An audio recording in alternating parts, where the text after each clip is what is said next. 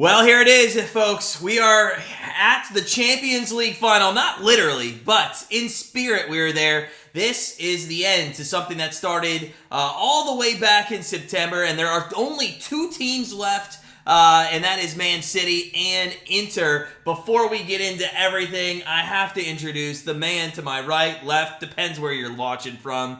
Mr. Ian Allen from Ian OUFC. How is it going, buddy? Glad that you could be here on this Saturday evening, your time, for the coronation of what is Man City and maybe the treble today. Coronation, whatever it is, Matt. It's great to be here.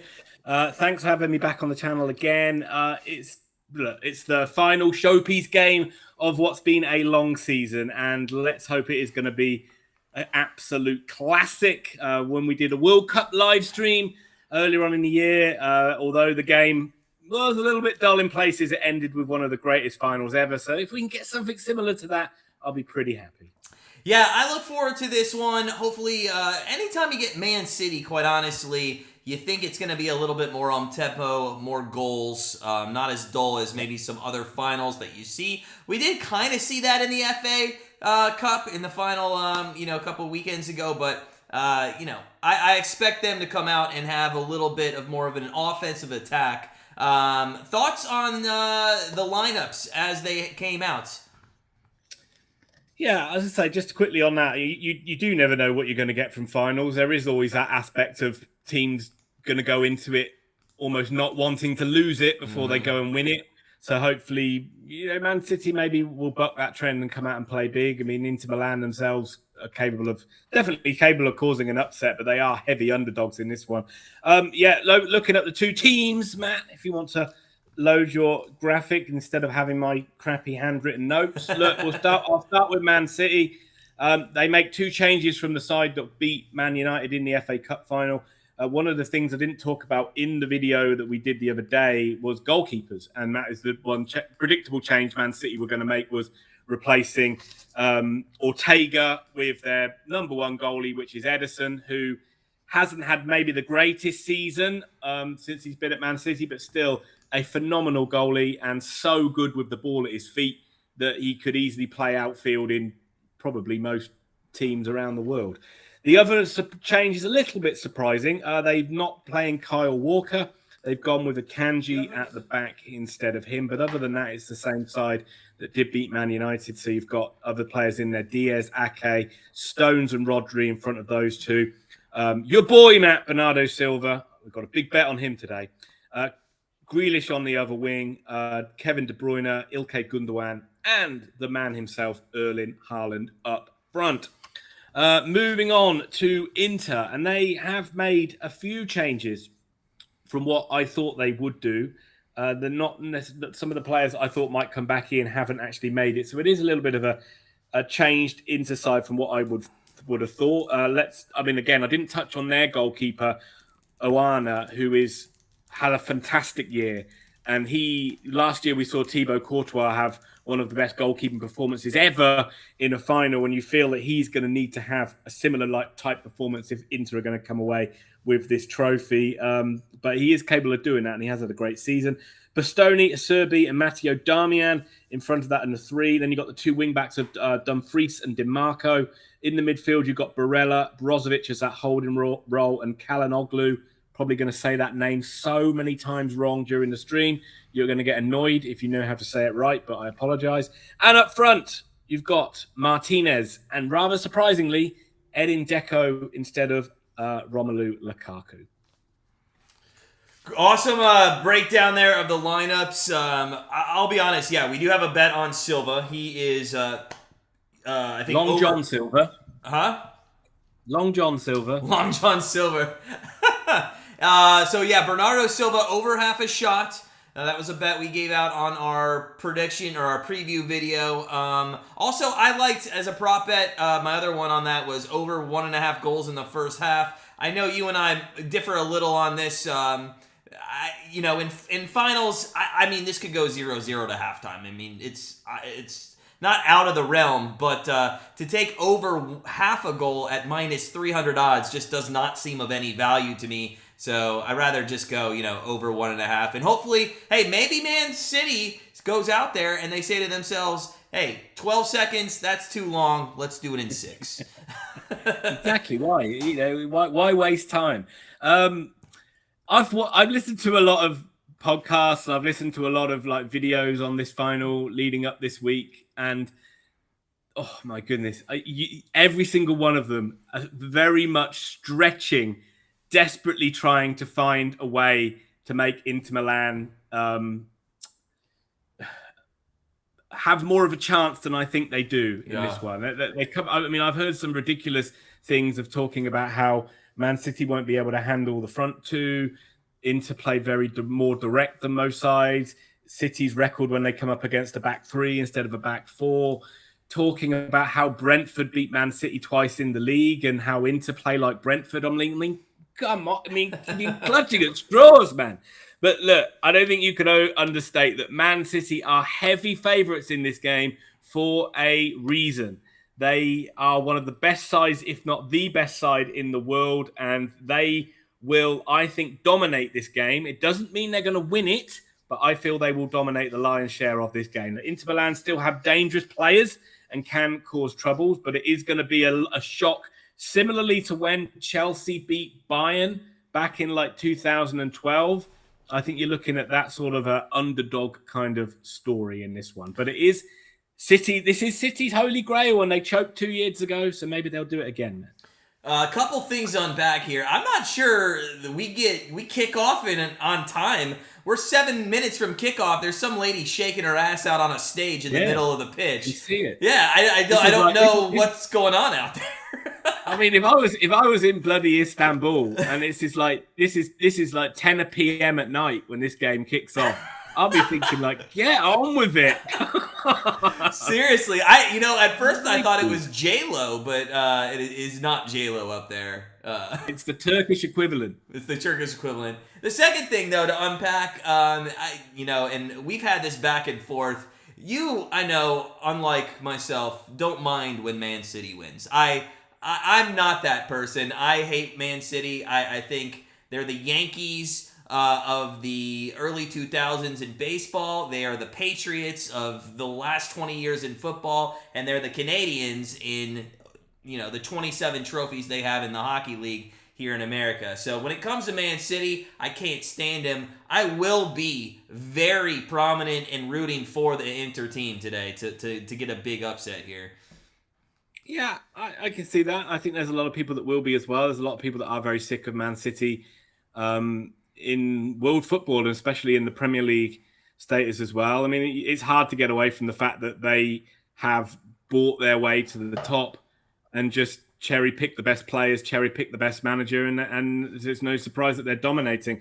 I have more of but just from growing up where Liverpool and Man United were the dominant side, Man United especially during my childhood, Liverpool just before I really got into football, but their fans just being so insufferably arrogant that I just have a very staunch anybody but Liverpool and Man United kind of attitude towards things. But there are a lot of Man City fans that are of a certain vintage, like myself, that remember when they were languishing down in League One and they were struggling, and they've always been like kind of the poor relation to Man United and the struggling underdog. And there's fans that do miss those days that don't like this kind of we're just going to buy everything kind of mentality. Maybe we will start on time. It looks like the teams are ready to get on the field. I'll want to sync up with you to make sure we're good. But you are probably going to be quite far ahead of me if you're watching this live on TV, because I'm on the BT Sport app where they're showing the game for free. So I might be 20 or 30 seconds behind. All right, we'll unpack that as we get closer to kickoff and see. We'll sync up. And I'll get the clock though on the real time for everyone. One thing I wanted to talk about, Matt, before you go and work on that, I just wanted to say I was very surprised that Inter Milan have gone with Edin Dzeko over Romelu Lukaku, and a lot of the podcasts I'm listening to was saying that is going to be how they're going to do it, and I'm really surprised by that. I thought Romelu Lukaku, he's fit, he's been playing in Serie A. Inter are actually in really good form. I think the only game they've lost in the last sort of 10 games has been to Napoli, so they've been in great form in Serie A. They're a good cup side as well. They've won the Italian Cup. I mean, they got to the final with the Europa League, I think, in the last couple of years or so. And obviously they got to the final here. So they are a good cup side. But Romelu Lukaku, I think, adds so much more to this side than Edin Dzeko does, that I'm just really shocked that they've gone with him over Lukaku. But I guess we're going to have to see him from the bench later on in this one. Yeah, I'm a little surprised as well. But hey, who knows? Maybe if they nick a goal, I mean, bringing him on in a 1-1 tie, in the 60th minute with fresh legs. I don't know. You go for a 37-year-old striker who's been good in world football, but I think had his best years are behind him, and you stick your kind of number one gun striker on the bench. I think it's a strange one. Yeah, I agree. I'd like to see him. Before we get this game kicked off, there was something pre-game that I saw from our American preview show that I need you to answer to me, because I thought the answers were ridiculous. 2 of the 3 guys said that it is harder to win the Premier League than it is the Champions League, and I wholeheartedly disagree with that. I see where they're coming from. I don't agree with it either. I mean, this is the elite competition in world football, and it's a knockout tournament. Like, that's the thing about leagues, and why you usually get the same winners of Bayern Munich and your Man Cities and Barcelona or Real Madrid, because they're the best sides, and over the course of a whole long season, they can afford mistakes. But then they're going to hit those pockets of form when they're in form. Champions League, you need to be on it all the time, and you need to be peaking at the right time as well. Like, you can be great in the group stage, and then you can be shit when it comes around to the knockout stage. I've seen Arsenal do that many, many times before, where they're good in the group stage, comes to February, Champions League starts again, and they exit the tournament because they're not in form. So I think that Champions League's the hardest test of your season, really, overall. I think so too. And one of their arguments, and one of the guys, I think it was Terry, to be honest, the French guy, from back in the day. I thought Thierry Henry. Huh? Thierry Henry. Yeah, Henry. Yeah. I actually thought he made a stupid point. He said that the Premier League's harder because it's over 38 games. But if you actually look at the Premier League, once you get 12 weeks in, it's already narrowed down to like 4 teams. Yeah, and again, I just think it's that kind of thing of like when you're in the knockout competition, and it's the same with like World Cup and stuff like that. You can have one bad game and you're out. Like you can have a game where like someone gets a penalty and then they just defend for 90 minutes, or you can get an early red card and end up losing a game and you're out of the tournament, and that's how brutal knockout football is. Whereas in the Premier League, you can afford 1 bad game, 2 bad games. You can probably even afford 5 or 6 bad games and still go on to win it. Yeah, and well, I mean, that's like me saying it's harder to be a decent NCAA basketball team during the regular season than win March Madness. Well, it's a 1-and-out tournament. I mean, anybody could beat anybody, and we've seen the worst 16 seed be the 1 seed. So yeah, I disagree with that. I thought it was a bit out of left field, but I mean, whatever. I mean, I see their point. I mean, it is I don't agree with it though. But I mean, you do have to be, your standards have to be good week in, week out. I mean, you saw, for example, Arsenal in a very strong position to win the Premier League this season. And then once it got to the clutch time, they choked and messed it up. And so I do get the point on that it's not an easy thing to win. But I think we both agree that that they're wrong, and it's only a matter of opinion, Matt. But our opinions are right. All right, looks like we're just about moments away from kickoff. I'll let you know. You'll know on the screen, Ian. I'll put the timer right as we start. But the teams have taken the field. Holland's there. And he's the guy that you got to watch. Him and Gundogan. Yeah, Gundogan, however you want to say. I know who you mean. I'm gonna call him Gunner. They've just kicked off on my screen. Oh well, then you're ahead. But I'm gonna put the time on right now, and we will go. Well, do you want me to pause it then? No, I got it. Sync up. Oh, you want to? Yeah, pause it. Pause it. I'm at 12 seconds on mine. All right. We are just getting ready. And they have kicked off right about now. And we're underway in Istanbul. Oh, we're off. Let's go. I got to change that timer. Oh, no. It's all good. I'll be a couple Tell seconds. me when you get to 12 seconds. I don't know.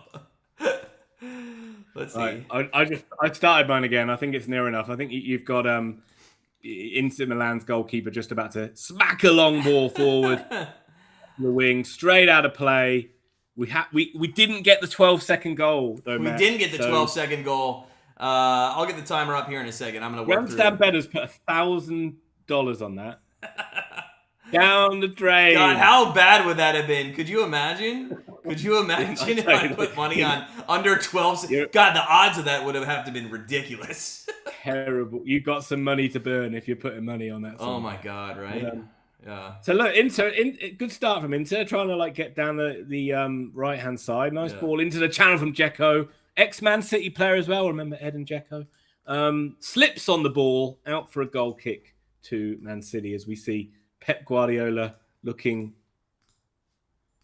ever the elegant figure in his. Why is that not loading? All right. Do you remember the famous Aguero goal when Man City won the league? I watch that all the time on social media. Absolutely. I watch that every single week. It was just an amazing, yeah. Well, that was the goal to obviously win the game 3-2, but Edin Dzeko was the guy who got got the tying goal to make it 2-2. Oh, was he? He was. I did not know that. Good player for Man. He was good. I mean, he's good. He's been a good player. And he was a good player for Man City. I heard someone say the other day, which is quite damning, that they said that if you didn't follow Italian football, you probably thought Edin Dzeko retired 2 years ago. Oh, we got a comment. Need this to go under and Manchester win. Thoughts on that from Jamel? We think there's going to be goals in it, but we always root for goals, don't we? And cup finals are can sometimes be quite boring and cagey and low scoring. So I would say that isn't too bad of a shout. Yeah, and I think we always in finals, and this is just not us. This is the general public. I think we always. Haaland in behind. Is he offside? He was offside. He was. Early ball in behind by De Bruyne into Haaland, and he smacked it over the bar, but he was offside. He was offside by a mile. Yeah. I think the general public likes taking goals in finals because they want to see an exciting game, and I think that leads to maybe a little bit more disappointment each time we watch a final, just because maybe what is a good game just didn't come with any of the goals. Yeah. So. Yeah, I mean, it's tough, isn't it? It's just so tough to. It's just so tough to judge, isn't it? You usually need something to sort of spark it off, like on the cup final, which I didn't even think that game on Saturday in the FA Cup final was a great game, despite the early goal. You usually need an incident or an early goal just to kind of settle everybody down and hope get it into a normal game of football rather than players playing a bit cautiously. Because you saw that World Cup final. I mean, that World Cup final, there were times we were sat... I mean, people have called it the greatest game of football ever. I remember there were times we were sat watching that saying it was a bit of a dull game. And then all of a sudden, Mbappe did some magic and it was amazing. Well, I want to say the last 20 minutes were fun. Yeah. But anytime we're watching a World Cup final and you and I are discussing college football, I'm pretty sure that's probably not a good sign of a win. Go right. Yeah. So at any time, if we start previewing the Rice Owls football team tonight. Yeah, I'm switching allegiances. I think I might be turning my attention to the Citadel.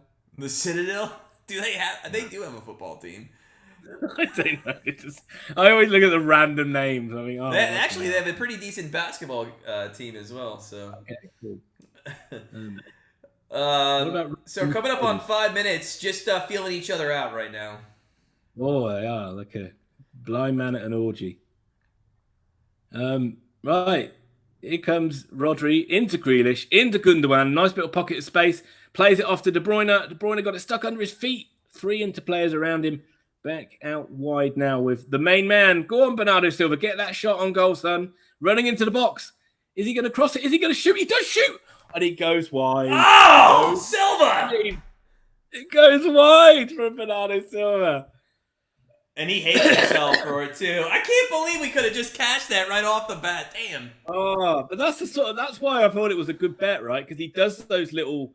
He's really good at like getting in those little pockets of space. He's a tricky little player to play against, and like there you had 3 players up against him, and he's found a tiny little pocket of space to squeeze a shot away. Yeah. He's nearly bent that into the top corner. Close. Let's be honest. That was a foot away from being in the top left corner and putting Man City up 1-0.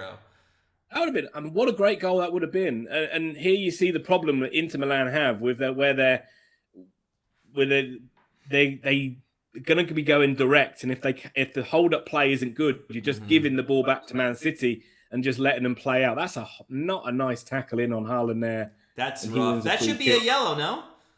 Well, you kind of think they kind of like to keep the cards in the pocket early in the game. Also, if you do this to the ref.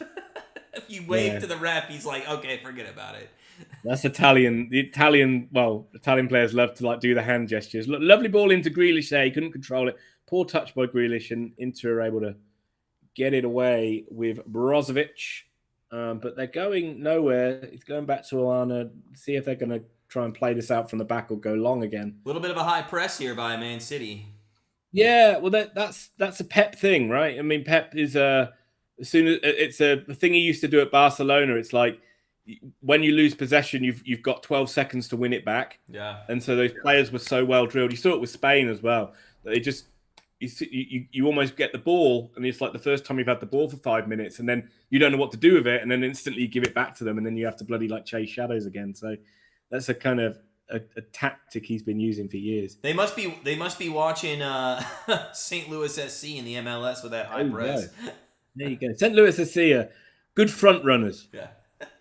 They go in front. They go in front. You're not going to come back against St. Louis. If we got some people, little people coming in, but if you're coming in, guys, in the chat, tell us who you want to win this game. Also, smash that like button. Let us know, who you're rooting for, Man City or Inter. I'm on Inter. I said it, pre-match. I'd like to see the underdog win here, but that's a tall tackle. I would actually just be impressed if we go extra time. And there's another thing there. I mean, Brozovic wins the ball back, and he's like looking for a ball down the channel, and it's just that he's got no runners on, and it just goes through to Edison and City back in possession again. But interesting that you said we got some little people coming into the chat. I meant we had like 8 people in here. Michigan Wolverines hockey joined. They say Man City for the win. Listen, I mean, I think everybody's on Man City. That's kind of why I like to root for Inter here, just to see if we can't nick a goal. I mean, let's just hypothetically say they go up 1-0, Inter does. Ian, do you see, would there be a change of tactics? I know your answer already. You're going to say no, because Man City is just going to be Man City, and they're going to do what they do. Shall I bother speaking? No, probably not. Probably not. Well, they will be patient. I mean, it depends when the goal goes in, right? I mean, if it goes in the first half, Man City will just back themselves to, even if they lose a bit of composure in a game like they did against Real Madrid, they'll back themselves to get back in control and score a goal and carry on. But, again, you did see 2 years ago, Man City played a pretty dog of a game against Chelsea, went a goal down, couldn't get back into the game. So you do feel that first goal is going to be crucial because you don't fancy. This is going to be a real struggle if Inter Milan go down. Put it that way. Well, I mean, to be honest, though, Chelsea's Chelsea, and we know how good they are. So I mean, I don't think Inter's tactic will change too much if they go one down. Because the one down, you're still in the game, and I know you kind of want to see teams go a bit more gung-ho and chase it, but they won't chase the game early and risk going 2-0 down. They'll just try and sit in it for as long as they can, and then maybe pick their moments a bit more towards the end of the second half. But that's a nice little change of play. And Inter got a bit of space in midfield now, coming forward. Ball out wide to DiMarco. Good ball in, good header away by John Stones. But that was Inter's first meaningful attack and a good ball into the box. And we want to see Inter need a bit more of that if they're going to cause a problem in that one. Ruben Diaz actually with the header away. The only thing I would have liked to see on that attack there, I really thought maybe going to the right side there was a guy. I know there was a little bit smaller of a space to get through with the pass, but I thought there was an opportunity there on the right. But I mean, who am I to say, right? I mean, that's the very key players for Inter Milan is those wing backs. You've got DiMarco on the left, and you've got Dumfries on the right.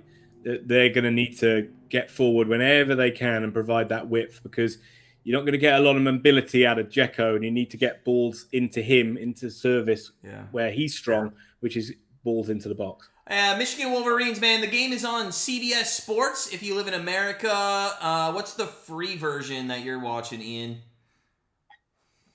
BT Sport. BT Sport. Football. It is behind a paywall normally. BT Sport is a paywall, pay-per-view channel. I assume Michigan Wolverines would watch it on CBS.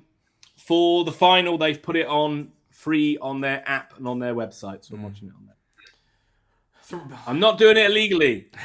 Throw in here for Inter. Bit ambitious. Yeah, why? I mean, that was really weird. I thought Edison kicked the ball out of play. That looks like a foul, but they're not giving it. And then, okay, that looked like a foul on John Stones, and then it looked like John Stones fouled Martinez, and they just thought, fuck it, give it. I thought that guy was staying on the line when he headed it. I don't understand what happened there.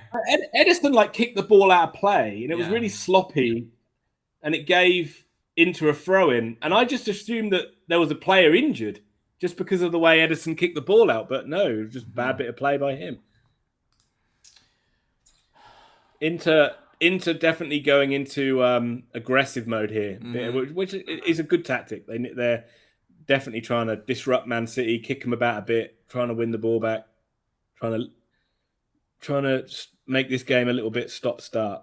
But long ball forward by De Bruyne to Haaland, but comes back and Man City. I'm impressed with Inter. I like the aggression. I'm not seeing them, as I always use the term, park the bus. You know, they're playing a little midfield action right now and trying to make something of it.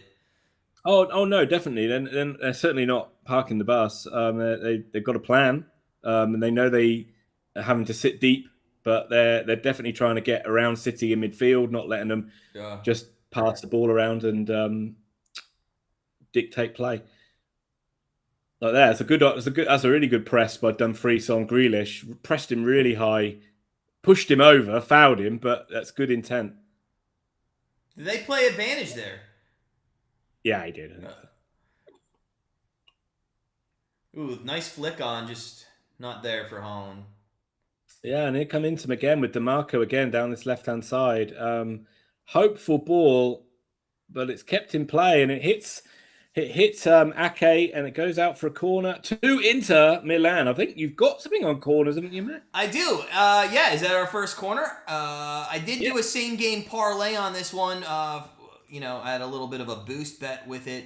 But I took Inter over 2.5 corners. I took Man City over 5.5 corners, and in the game over 9.5 corners. The only bad thing about that is I actually need some goals with those 3 as well. So we'll see. Good little period of play from Inter Milan here. I mean, I think they've done pretty well in the game so far. You know, they've limited City to the chances. City have had that one chance from Silva. They haven't really created anything else, and they've just grown into the game quite nicely, starting to push Man City back a bit. Taking forever to take the corner kick, though, right? Jeez, What are we doing? Certainly is. 2 players on the corner. I've never seen time wasting 14 minutes. Short corner, interesting ball out to whip it in, but Man City are able to clear, and that's it as well. As much as Man City are obviously going to get plaudits for the way they play football going forward, they are actually a very good defensive side as well. If you guys are coming in, smash that like button for me. Tell me in the chat who you want to win this game. It's 0-0, just about 15 minutes in. Just not too many attacks. There's been kind of a chance here and there for both teams. Bernardo Silva probably had the best chance just about 5 minutes into the game. Yeah. Actually, Inter won the ball back high. A good chance for Inter Milan on the edge of the box. Could be a foul, but no, referees played advantage. That was pretty poor play by City, but Inter weren't able to capitalise. But it all came from just a long ball forward by the goalkeeper, and City ended up giving the ball away. But it is back with City on the halfway line. Long raking ball out to Jack Grealish, who takes a poor touch again and ends up coming off Grealish and is a throw into Inter Milan. So both sides kind of struggling, but I think Inter are certainly looking the more... City look a little bit rattled at the moment. They don't seem like they're playing with a lot of fluidity, and Inter look like they certainly know they can maybe nick a goal here. Yeah, but I honestly think that a little bit of that is just nerves, quite honestly, Ian. I mean, you have a Man City team that everybody in the world expects to win this match. That's a lot of pressure to put on your shoulders here. Yeah, well, absolutely. And again, that's probably something Inter need to play on a lot, is the fact that City will be nervous in this one. This is their, I've talked about it before, almost like their holy grail, the trophy that the owners of Man City came in, and that was the main thing they wanted to win. And they haven't done it yet. And that's, like maybe 15 years since they took over the club. So yeah, this is a big one. This is constantly the monkey on their back, if you like. And then honestly, on the other side, Inter's playing with house money. True. Very true. Very true. But what we haven't seen so far though is we haven't seen Man City just dominating the ball and just keeping Inter. We did see it a little bit at the start, but Inter have certainly changed that tempo now, where Man City just get the ball and just almost like metronomically pass it around the midfield, and Inter just have to sit there and chase shadows. We haven't seen that from Man City, which is a really encouraging sign for Inter Milan. Yeah, actually, and it's almost about even. It's 56% Man City with the possession right now, so typically they'd be most likely over 60%, and we'll see how the game goes. That could come to fruition. Yeah, again, that's a lot of Inter putting it's a lot of effort being put in through the midfield as well to like chase these Man City players and win those tackles up high. So whether they can keep that tempo throughout the 90 minutes, we will see. It's you've got Barella, Brozovic, and Kalanoglu in there, putting a shift in so far. Little argument here, and the ref is getting a little aggressive towards the Inter player. Yeah, good. Because footballers are little bitches, aren't they? They complain. They complain about everything. All the football players remind me of LeBron James.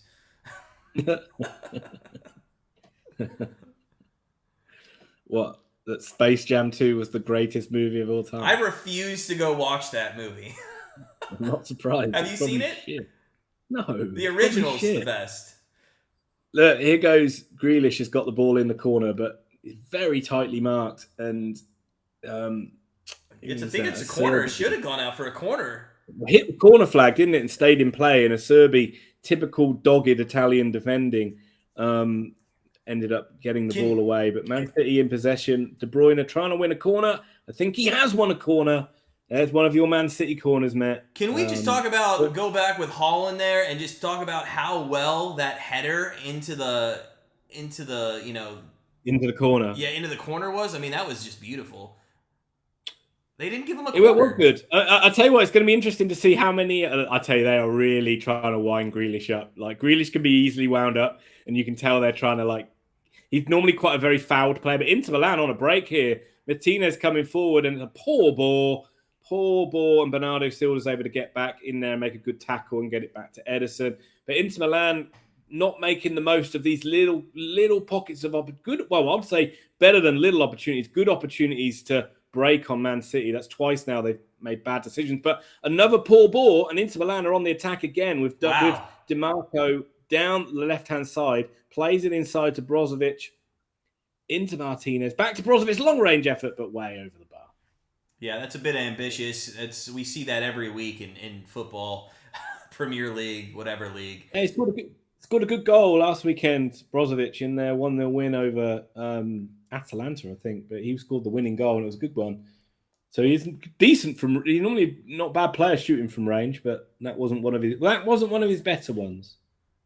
Now they're playing in a stadium that has a track around it, so those fans aren't as close as they would normally be. No, those ones. I mean, that looks miles back at the side, doesn't it? Yeah. And behind the goal as well, it looks like. I wonder if they purposely do that to make sure that there's no rioting. I mean, look at the security on the sides of the. Yeah. Jeez. I mean, it does make it. Yeah.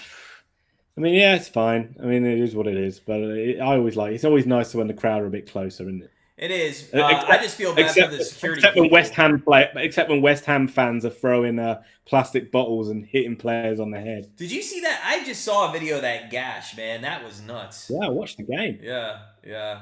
I caught City it. are really struggling here. Man City are struggling here to really create any meaningful attacks. And that was just a really hopeful ball for Grealish that he really had no chance of getting on the end of. And yeah, as I say, City are a bit rattled here. Is that Grealish or is that Jamie Tart?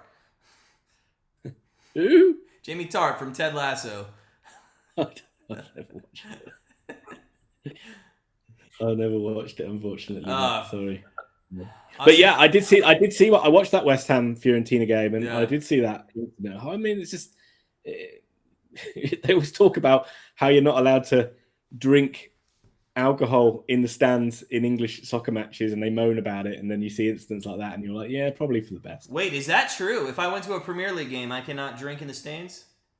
Not in the stands, no. So but you drink what, on the concourse? In the concourse, yeah.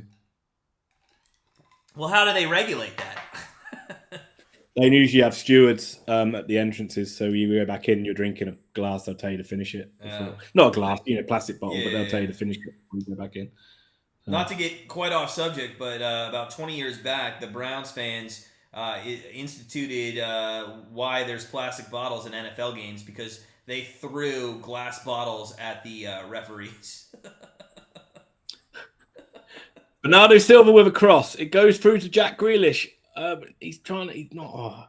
It's a poor ball in, but Ake's done a good job. Is that handball on the edge of the box? It's not given. There's an interplayer down, so they're probably going to kick this out of play. And it is out of play, and that'll be a break now because DeMarco is down, quote unquote, injured. I bet he'll be okay though. All right, guys.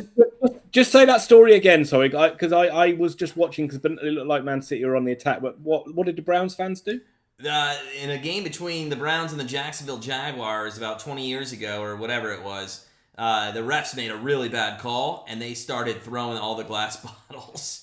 Wow. Could have been 30 years ago, man. I don't know. It was a long time ago, but that made some changes in the NFL and how alcohol was served, for sure. Yeah. Yeah. Classic Browns. What's the view in the States for like pitch invasions and stuff like that? Like at the end of like college football games. Right? All you get is your streaker, and unfortunately, it's never a woman. But it's always a fat man like myself. But I'm not doing any streaking today, I promise. But I don't know. When there's a big when all the fans rush onto the field at the end of a college football game or something like that, do they condemn it or do they enjoy the celebration of it? Absolutely welcome it. I was a little disappointed when I was at the Clemson Notre Dame game. Well, we were just too high up to even get down there by the time they started clearing people out. But they welcome it, and I think it's the safer way to do it. By not trying to stop anybody and to allow people to just come on the field. And then what happens is they just make an announcement over the loudspeakers. Okay, guys, at this time, please exit. And everybody does. They don't. They hate them over here. Do they? Hate them. They just talk about like how it's the danger of it and how it's and I feel like those ones I've seen in college football, though, although you got a lot of drunk college kids, I do feel they're quite good natured, whereas the football ones can get a bit nasty. To be fair, though, in college stadiums as well, if they're drunk, it's from 4 hours prior. You're not allowed to drink in college stadiums. Oh, okay. Yeah. So I mean, I feel like it's a little bit more good-natured, but maybe not. But I mean, I don't know. You've seen some.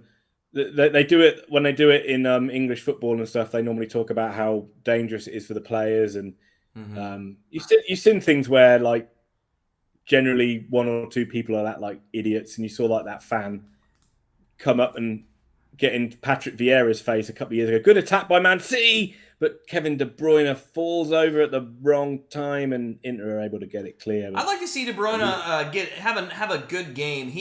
I think in big spots he has not left his mark yet. Um. I'm trying to think back of a big game that meant a lot, and I can't think of anything.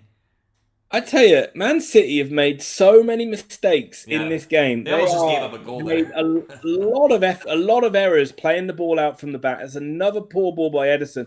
Could have easily gifted it. Well, that was a good opportunity and a really poor effort from Inter Milan there. And there's been 4 times I can think of where Inter have won the ball back in really dangerous areas and have had a good opportunity to have a very, very meaningful attack, and they've made the wrong pass or they played the wrong ball, and Man City are able to get back and get the ball away. And Inter just can't keep squandering these opportunities. Yeah, actually, that was a wide open goal. A poor effort, absolutely. Yeah. But yeah, they're winning the ball back, and they got like 2-on-2, 3-on-2 overloads. Like they've really created some good opportunities, and they just can't. They just don't seem to be able to like make that the next pass to like then be in on goal to get a shot away. Yeah. So and you just. I mean, maybe they will keep getting chances. Maybe Man City will continue to be sloppy, but you feel at some point City will. Oh, good ball into Haaland. He's in. Haaland's in on goal. Shot on goal, and a good, but it was straight at Oana. That is Haaland's first shot on goal. Really should have scored. Really. Interesting save tactic there by the goaltender. Yeah, it just let it hit him, didn't he? But Grealish has still got this ball alive. Ball into the box. Good header away. Man City trying to keep the pressure on. It's got with our main man Bernardo Silva running into the box again.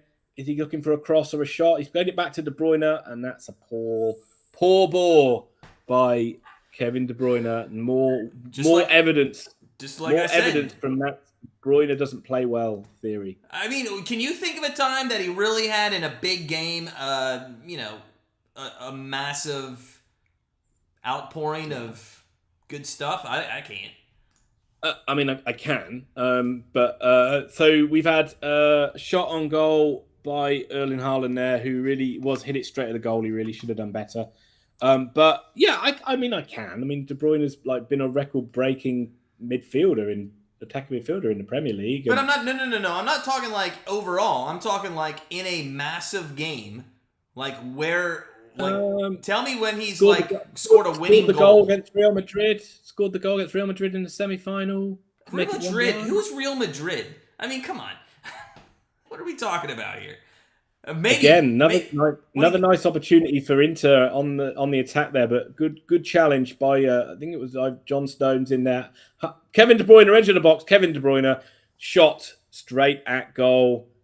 Oh, little one hopper there. The evidence is mounting here. The evidence is mounting. You know what? I talk shit about this guy. Watch him get like a hat trick in the second half. It's hard to give like example. I mean, there's been Man City just starting to pile up a bit of pressure. That's a piss poor cross by Jack Grealish. That was. He's not having a very good game. Maybe Inter can quickly bowl the ball out, and they're looking for a fast break themselves. I actually thought that was a shot on goal. Got a bit stuck in Barella. That's a somebody just went down. Who went down? Is that De Bruyne? I think he's okay. I think it's just a contact injury. But Haaland, I mean, interestingly, I mean, for all the plaudits he gets and how amazing he's been this season, he actually hasn't. I think he's only got 1 goal in the last 7 games, so he's actually not in the best goal scoring form coming into this one. Haaland. In Champions League, or does that include some of the Premier matches? I think it's all games. Okay. Didn't end the Premier League season well, but you mean, you wonder how much City kind of took the foot off the gas in the last few games. De Bruyne is struggling here. He is a bit more than well, I saw him. He like they, doubled over. He like held his stomach and then like doubled over. Yeah, this is a bit more than just a so classic De Bruyne. This might be the end of his game. Classic De Bruyne, who can't do anything in a big game, already coming off, and we're 29 minutes in. I know. Half an hour point in the game, 0-0. Not great. I've seen worse finals. It's not great, but it's been all right. Picking up a bit. It's boring, I'll tell you that right now. But I will say, Man City has had some chances in the last 5 minutes. It looks like maybe they're trying to figure out how to get through that, midfield of Inter. They do look much better. Inter has kind of stopped having those chances, and they didn't really have any great chances. Just maybe a cross in here and there, but Well, let me do your job for you then, Matt, because this game may be a bit boring, but thank goodness we're here for you, streaming, keeping you entertained. Thank you for everybody that is in there. If you can hit that like button, that helps us out so much. So smash that like button, folks, and do go and sub to Grandstand Betters if you want. And UFC, everything League One. Are you branching out, Ian, this upcoming year? Or are you just staying with League One? No, I'm doubling down to do even more niche stuff. I'm going to talk about.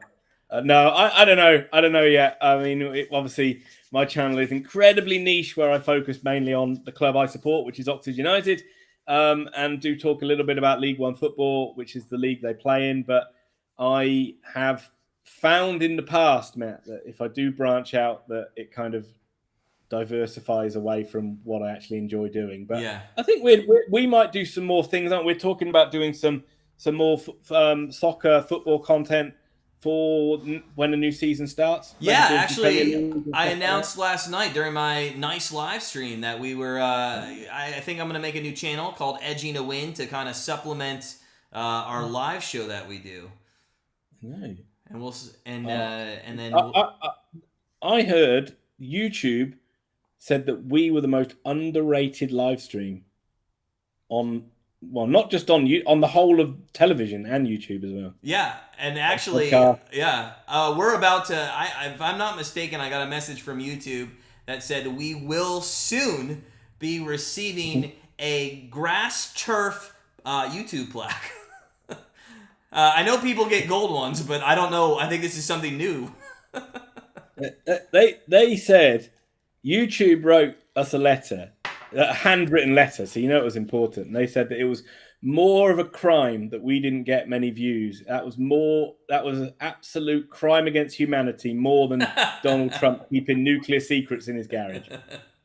Hey, last sentiment off the subject of football. Today, the Belmont Stakes happen here in America, and if I'm not mistaken, you partially own a horse. Is that one going to be running in the Belmont Stakes? No. Mine is tomorrow. I am actually going to the beach, and my horse will probably be giving little pony rides to the kids. It's that sort of level of competition. I'm still amazed it hasn't had to been put down yet. It's getting there. I'll probably make more money from getting the shares from from when they turn it into dog food.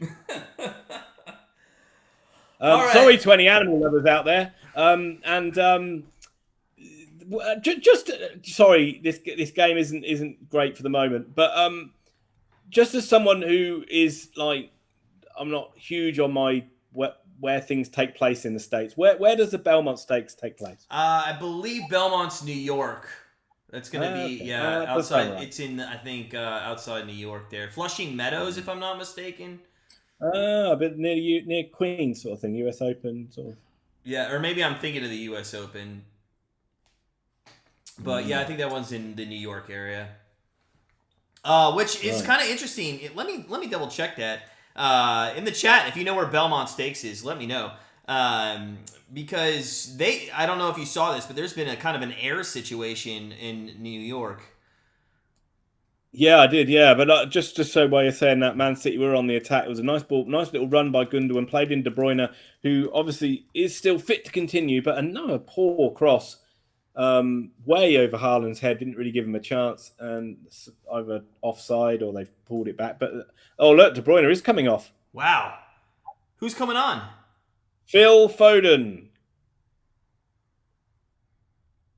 Good replacement, good player, good, very, very good player. Phil Foden, English, under I think he's still only 21, but He looks 7. yeah, he does it really young. You wouldn't believe he's still married with a couple of kids as well. Nuts. But he is extremely talented player, and yes, De Bruyne is a big loss, but they are replacing him with a very good player in Phil Foden. I'm gonna just go on a rant here for a second, so just give me the opportunity, Ian.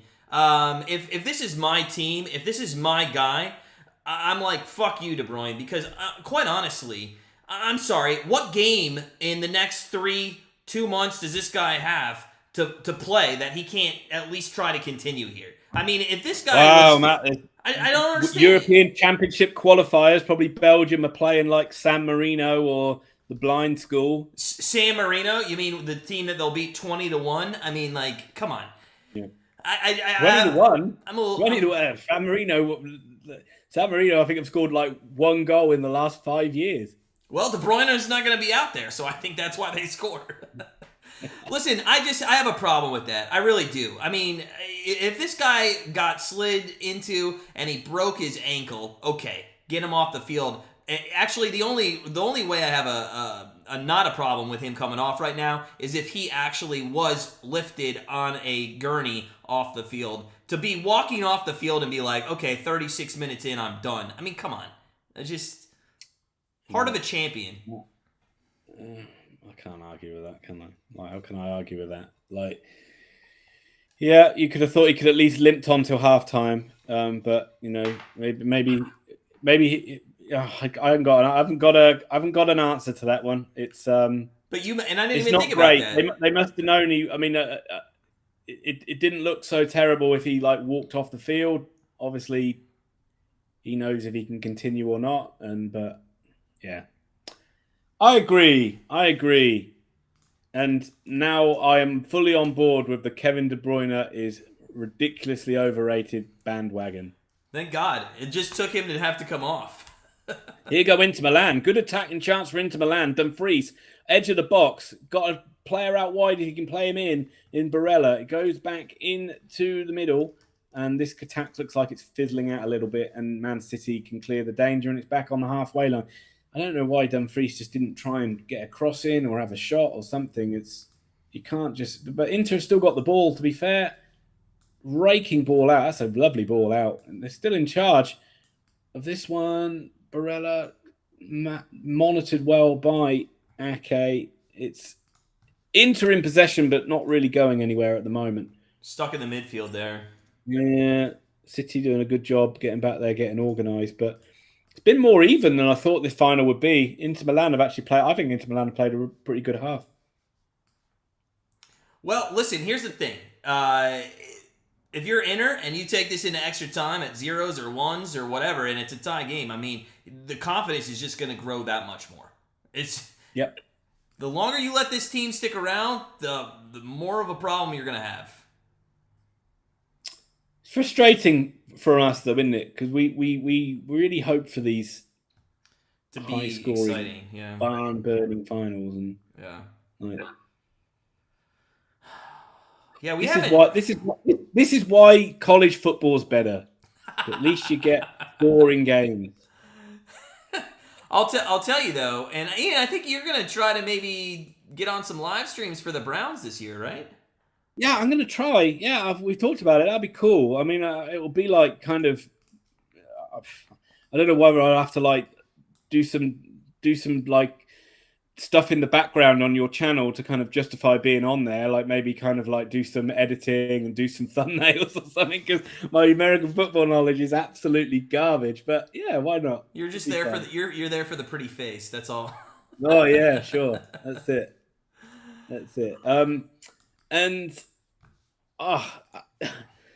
that attack. I mean, it was a nice possession from Inter Milan, but you had an opportunity on the edge of the box from Dumfries, and he dilly-dallied, and they kept possession, but they kept going back, kept possession, kept going back, ended up going back to their goalkeeper, who kicked it out of play. It's like, for fuck's sake. Do something. Right, here's Phil Foden on the edge of the box. Is he bought? No, that's just out-muscled, and Inter Milan can come forward. But this is just a very... Did Silva move now that Foden came on? No. Okay. I think he's still out there, but Foden's going to play a little bit more forward at times. And Silva's probably like they're going to sort of interchange a little bit between the two of them, but it's Man City's got a very fluid formation, haven't they? Ever like when the runners kind of pick and choose. But is that a foul? Really? That's a foul? I didn't think it was, but you thought what? He certainly made it look like it was, didn't he? He did a good job of. I'll tell you, they'd be fucking great in pro wrestling. These bloody. That's the only real sport left. Their selling is like phenomenal. Right.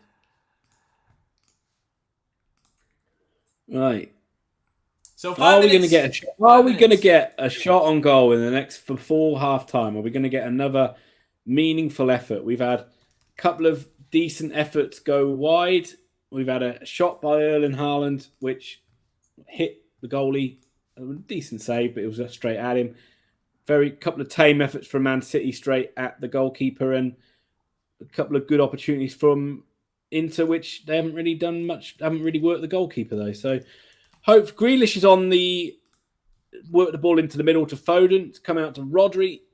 All very slow on the edge of the box. Inter virtually got every man back in the penalty area. So Man City are just kind of passing it around, trying to work a little opportunities. Come out to Bernardo Silva again. Come on, Silva. Hi ho, Silva. I'll be honest with you. I think that I'm probably not going to win the over 1.5 goals in the first half in this one. No. It's frustrating. Again, it's frustrating, isn't it? It is frustrating. It's you really feel like I really feel Man City have been nervous in this game, and Inter have pushed them back quite nicely, but City have been very sloppy. Yeah. Compared to usually they don't make as many mistakes in like midfield and give the ball away as well, and a lot of like players going forward, like Grealish has been really poor. De Bruyne with some poor touches. I mean, Haaland's barely had a kick. I mean, how many touches of the ball? Haaland's had about 5. Yeah. But I think Man City have won a free kick here, have they, or is he not? I don't know. What are they saying? This is a foul on Grealish? What's he getting to talk? Foul on. I think it was a little bit of a shirt pull. I think Dumfries was beaten and he's kind of dragged him to the ground a little bit. I think that is a foul. Maybe Grealish he's arguing that it should have been a yellow. I think so. Yeah, he's probably saying it should have been a booking. Grealish is a very petulant kind of guy.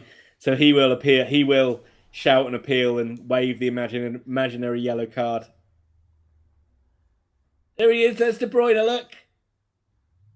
Go on, Kevin. God, he looks like Prince Harry. Does look a bit like Prince Harry, doesn't he? No wonder he came out.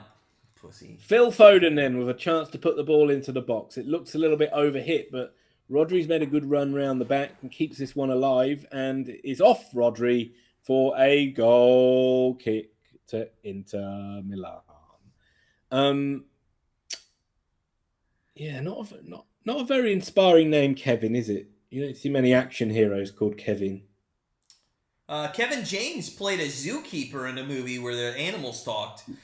Played an MMA fighter as well, didn't he? He did, which was a fantastic... Here Comes the Boom is one of my favorite movies of all time. Oh, wow. There we go. Citizen Kane, Here Comes the Boom. Followed up by every Jim Carrey movie. Yeah. if you're just joining us, smash that like button. This game is boring as all hell. And I mean, maybe we need to start doing some MLS live streams because at least in those games, there's some offense. Yeah, I know. It is quite. When I do watch those MLS goes, it is quite refreshing of just seeing like the attacking intent of like people don't like fuck around with the ball and like do 20 passes when one will do. Yeah. Looking forward to St. Louis staying atop the table tomorrow. Yeah, but I mean, while the game's a bit dull and while we're probably going to have like maybe three more minutes of injury time or something coming up, but we can just say big news in the MLS of Lionel Messi coming to Inter Miami. Yeah, thoughts on that, Ian, for the viewership? I mean, absolutely. It's something that it's probably caught a lot of people off guard, but from what I've read and what I've heard, it is something that's been in the works for a while, and I think it's absolutely fantastic. What a unbelievable signing for Inter Miami. I mean, that is that's going to make such a difference to the mood around that club, and the fans are going to be out in force. They've been absolutely terrible this year. So that will hopefully change their fortunes in terms of the fans' mood and on the field as well. And I think gives MLS what a lift in terms of like the appeal of it and the marketability of it as well. Yeah, but just out of curiosity, I thought I heard something that it's a temporary move and then maybe going back to Barca or what's the final verdict of that? As there's a great shot there just wide. Well, that was we talked about that, didn't we, last week? And that was something that came out initially, that it would be something where Inter Miami would sign him and then loan him to Barcelona. But the more I looked into it, that seemed more like wishful thinking from Barcelona's point of view more than anything else. And Barcelona have been desperately trying to get Messi back, but Barcelona have a lot of financial problems and can't just spend the money, and they would need to clear players out to bring Messi in. And they were kind of hoping Messi would want to come back there. And they do feel like they've been a little bit slighted by Messi, by him kind of turning their back. But Messi, that they kind of,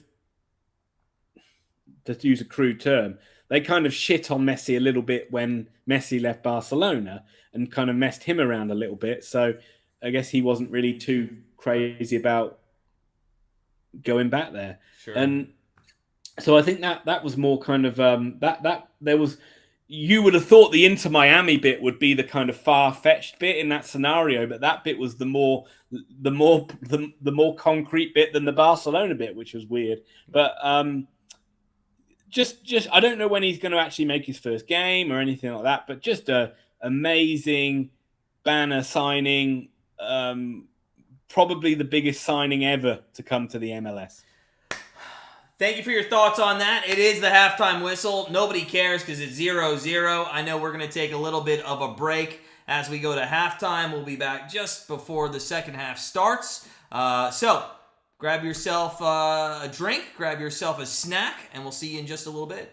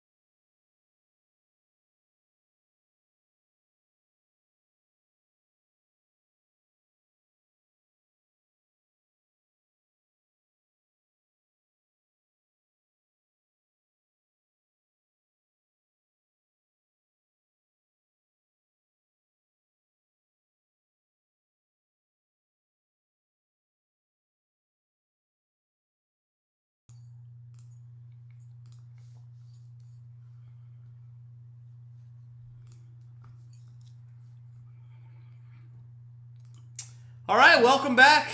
Start of the almost the start of the second half as we get into things.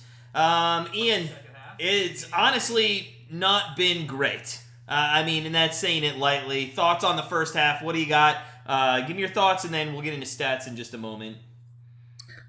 Yeah, it's been a dull first half. It's the old cagey and cautious finals have come in again, and you've seen in Manchester City. I feel you've seen I talked about it just when we were off camera there. I see it's a side that's playing a bit within themselves, look a little bit nervy, almost like afraid to take risks and playing it a bit safe. And Inter Milan, who are trying to be opportunistic and trying to create counterattacks, but have been sloppy when they've got into areas. So it's meant for a very dull game, other than one shot from Bernardo Silva, which went just wide, and one shot from Erling Haaland, which went straight at the goalie. There hasn't really been much incident, and we probably talked more about De Bruyne going off injured than we did about anything else. Yeah, and I'm gonna flash the stats up. Anything that jumps out at you on the left-hand side is Man City. On the right-hand side is Inter. The only thing that kind of jumps out to me is, with the ball possession at 60-40, that's really a little bit, in my mind, deceiving. I think over the past, 20 minutes, it's been more Man City, but the first 25, Inter had their chances. They had an opportunity on some counterattacks. There's been some bad balls played, as you've mentioned, but anything that jumps out? Not particularly. Even the possession thing doesn't really surprise me because City have been possession for possession's sake without being particularly ruthless, and Inter have been more looking to hit quickly on the break and be a bit more direct. Sure. But yeah, it kind of backs up the tale of a poor half, really, isn't it? Like 8 shots on goal between the two sides, only 3 on target, only 1 corner. Yeah. Not really too much. I don't even remember the Inter shot on target. What was the Inter Milan shot on target? I think it was that one on the left-hand side when there was a kind of a really bad back pass by Man City, and they kind of went on a little counterattack there. What should have been a shot on target was the wide open net that they had an opportunity to score in, and they did not get that. So, it was a good chance. Yeah, it was a good chance. Could you imagine if they were sitting up 1-0 now with De Bruyne out? We'll see. We'll see what happens. Yeah, look, but also as well, as much as it's been a boring first half, if you're an Inter Milan supporter and you want them to win, I think it's been a very encouraging first half for them. Yeah. They've matched Man City for large periods. They have not been outplayed that I thought would be the case, and it certainly hasn't been a case of them desperately backs to the wall defending, the goalkeeper making save after save after save. This has been a very even contest, and Inter certainly have got a decent chance of going on to win this, I would say now. I'm rooting for him. I like it. I'm going to look at some bets. I'm gonna pull the trigger, I think, on a bet here. But I'm going to look as we get a little bit closer. You know me, Ian. I love playing the Asian lines. But let me know, or let me know when you kick off, and I'll let you know when I kick off. Because I am. I would just say, just for future reference, I think we should park corner bets when Man City are involved. They never seem to get corners. Yeah. Well, let's get Silva a shot on goal. How about that? I'm looking more at. I think I'm going to look more at goals, not corners, here in the second half. But just kicked off on mine. All right, and I have just kicked off on mine. Let me get the timer and see if I can. Okay, maybe not. I'll put the timer up at the 46 minute. There we go. But yeah, I think I'm gonna look at goals. You know me and the Asian handicap, the Asian total. I like looking at that and see if we can't go another maybe 10 minutes without a goal, and then take over 1. See if there's, because you got to think, if there's gonna be a goal here in the second half, quite honestly, somebody's gonna have to be going after getting the equalizer, right? And which could open up a pretty good counterattack. Yeah, I bloody hope there's a goal in this half. I really do. This again, we'll take it back to that World Cup final. I think Argentina were ahead at halftime in that one, but wasn't a great game. And then all of a sudden, did click into life in the second half, and people remember that final very fondly. But there were large periods of that which weren't great as well. So hopefully that they've had that little bit of nervousness out of their legs now, and they can settle down a bit, and we'll be hopefully be in for a decent second half here. Not even decent, let's say an amazing second half. And it starts with Man City probing their way forward. Very slow. Very slow. Lots of sideways passing. Going backwards.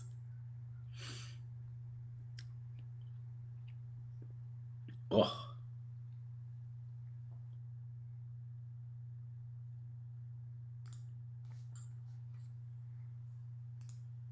There we go. All right.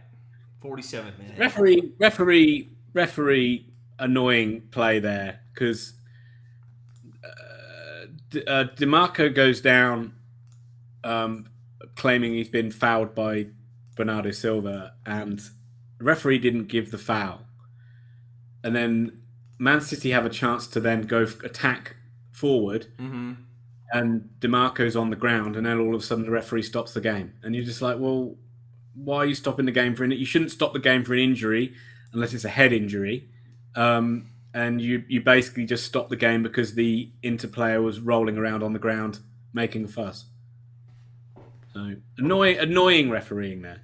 I feel like if you were to be a Man City fan, you might have a little bit of an argument thus far with a couple calls, only maybe some cards that have stayed in the pocket, nothing outlandish at this point. Yeah, there very easily could have been a booking, especially for Dumfries on Grealish at the end of that first half. There was a bad foul at the start of the game as well, wasn't there? Which referees just like to try to keep their cards in their pockets early in finals and not get into a situation where they have to maybe send somebody off. And but it's not always good. It's not always good. You know, you have to be consistent. You have to.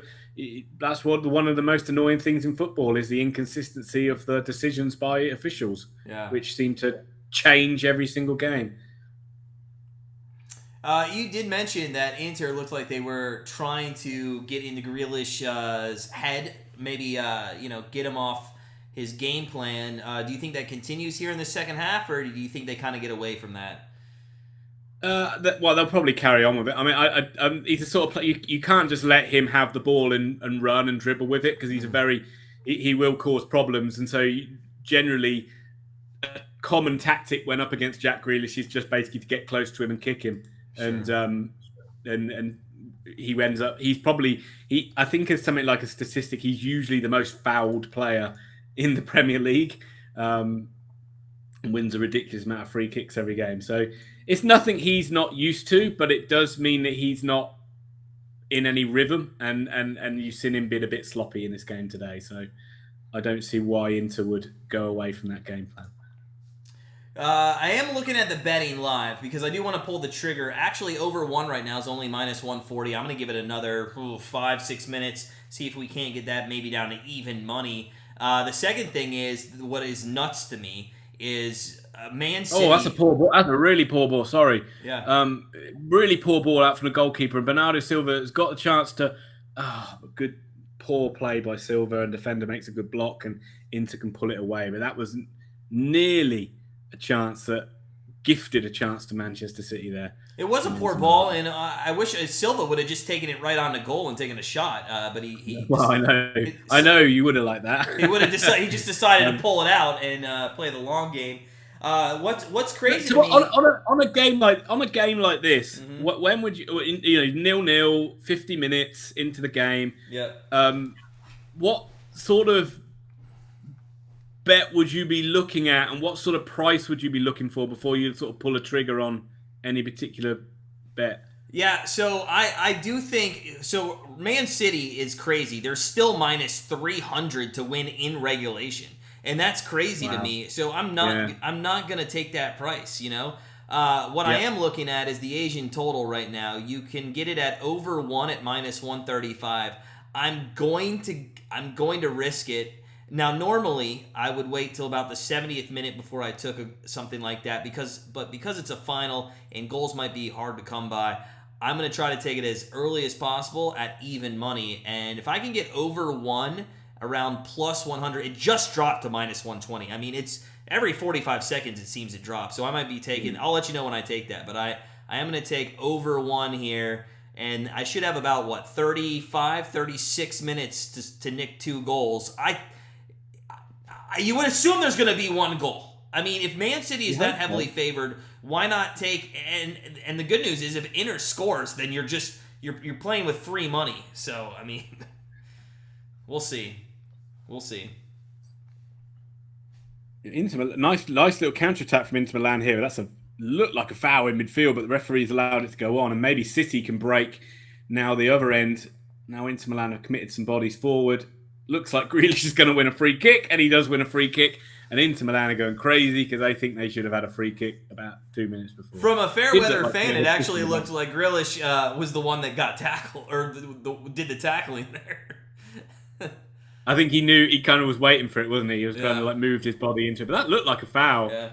He wasn't going for the ball, Gundogan there, and just smashed into him. By the way, I just got over 1 at plus money. That's how quickly this is going down. This is how quickly sportsbooks think there will not be a goal. So I did just pull the trigger on that. Maybe we'll see, opportunity for Man City to get a ball into the box here, out on their left-hand side. Foden and Grealish over it. It's an outswinger from Phil Foden. Looks very overhit, though. Terrible ball in. Can this be kept alive by Akanji? No, it can't. And, man, a promising opportunity gets squandered again, and Inter Milan have a throw-in. I know you've probably explained this to me like 10, 15 times before, but difference between Asian handicap and normal handicap betting? Well, before the game starts, Ian, the Asian total is going to deal with decimal points. So, like, you can go over 2.75, 1.25, which means basically, like, let's say you take over, let's say this game was over 1.25 goals. That means if there's one, it's basically 2 bets. So you're betting half of your wager on over 1 goal and over 1.5 goals.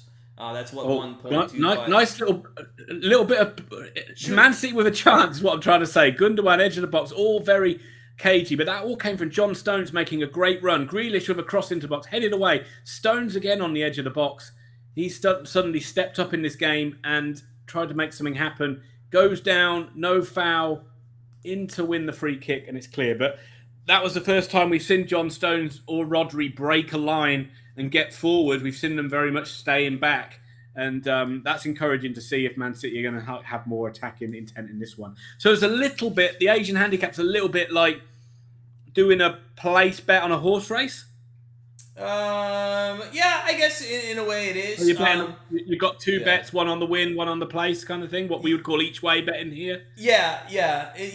I guess that's a good way to describe it. The nice thing is, though, once you get in play, the Asian handicap will allow you to take even numbers, which gives you a better odds than of just pushing. So if I get 1 goal here in the next 5 minutes, I mean, I'm literally free rolling for the rest of the regulation. And there's a nice shot, but blocked there by Inter. Nice opportunity. Again, not good attacking play by Martinez, but poor play by Man City. You just let the ball bounce and just let him get to it. It was a Kanji actually, really sloppy. And it ended up with able to get this shot away on the edge of the box, which was blocked, but good cross. I mean, they kept the possession. They a good cross back in, just nobody there. And really good forward play by Martinez. He made a chance out of nothing. But so a little bit of pushback here by Inter after it looked like Man City had controlled the first part of the second half here.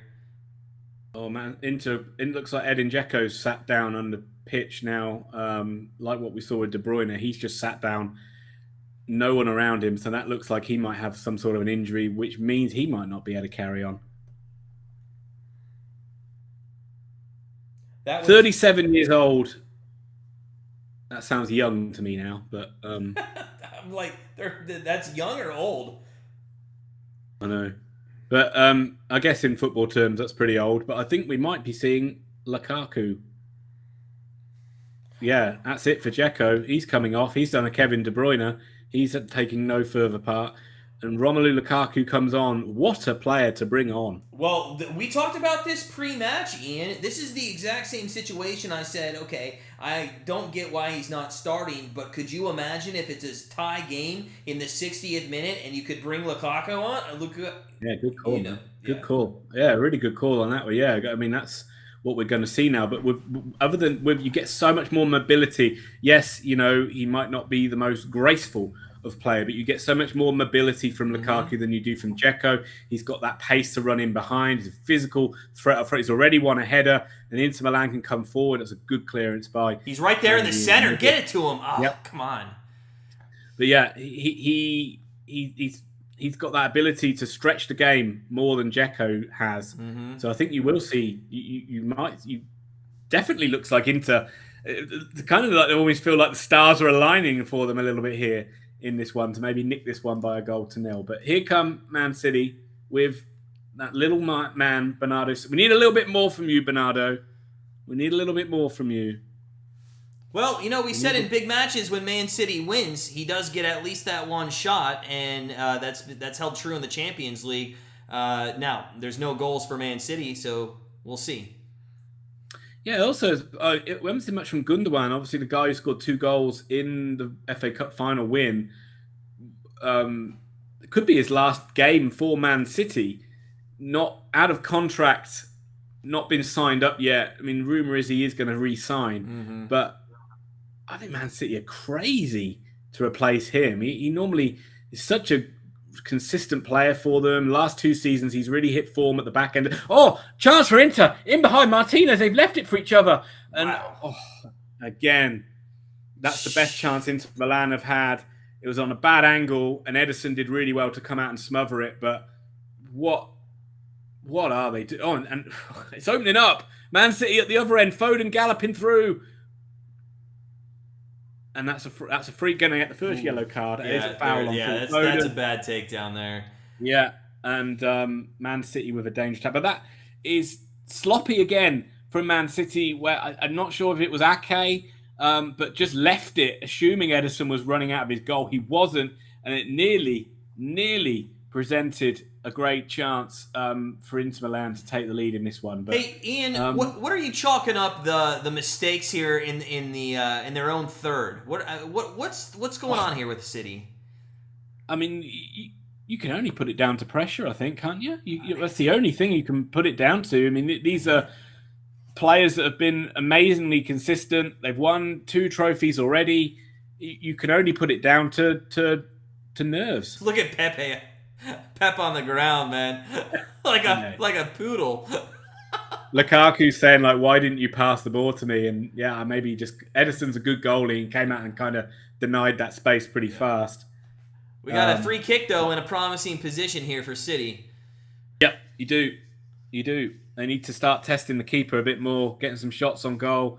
Short pass to Gundogan. What can we do? Cross into the box behind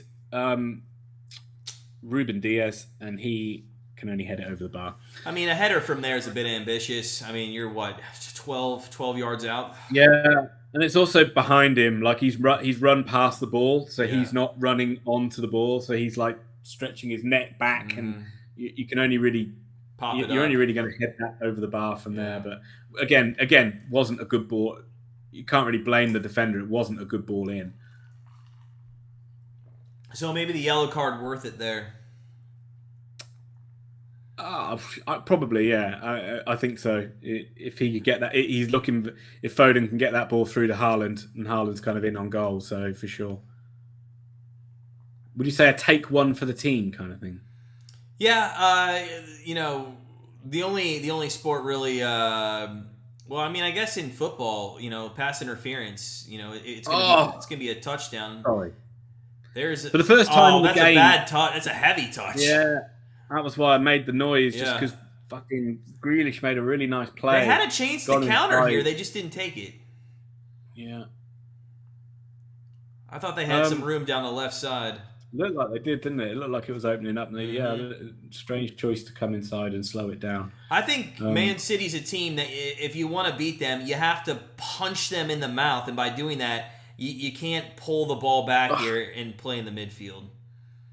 Yeah, that's Haaland again with a really shit ball in. The acres of space, and that's a woeful pass. And Inter can come again. And City look a bit, again, they just don't look comfortable in this game at all. Very, very, very surprised by the way they've been in this game. You were saying something while I was like shouting and screaming and getting upset. You were talking about, well, I think something about an American football analogy of like take one for the team or something. Well, no, I'm just saying that, in the NFL, when somebody's about to score a touchdown, like a cornerback they'll take a pass interference, so that all it is a penalty. The team gets to get the yardage, but at least they take the points off, and I think that's just what happened there. There was a good break by Man City, and that's what makes the yellow card worth it. The difference is you can get as many flags as you want in the NFL. 2 yellow cards in soccer and you're out. Boom, it's done. Your game's over. Yeah. So, of course, but there's still definitely that tactical foul element in soccer that you do see. Good chance there. I'm not sure if Holland would have been offside, but good defense. Just starting to open up a little bit, isn't it, this game now? Players starting to get a little bits of pockets of space. Again, they're just not able to... Nice. It's that final ball through or that final touch just isn't quite there from either side. But here come Inter with Brozovic into Barella in midfield. You got to get a very slow runner on the outside. They got to do something. Like, cross, come on, get this ball in. That's it. Looked a little bit of a weak cross. But one again. Second ball's one again. And that's offside. I think that was offside. It looked like it, yeah. But don't know why the lines... Do you think they let them play if possession goes the other way? Yeah, they do. So they're very late when they put their flags up now because they want to try and let the play develop and then VAR can bring it back. But City on the break. Stones on the overlap. Tries a slide rule cross, but Stone is there. That's awful. They had numbers there too. Yeah, but this game is opening up a little bit, and that's encouraging. We're starting to see more opportunities of fast breaks, which is good. It's not just some slow build-up play. And so you're hopeful that a goal is coming. We're hopeful as we enter into getting close to 65 minutes, final 20, 25 minutes of this game. Man City with their first corner of the game in this one as well. Jack Grealish standing over it.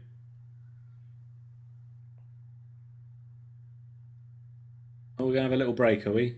Oh, referee's having a little chat. I never understood these chats. I mean, it seems like you might as well just be in kindergarten. Yeah.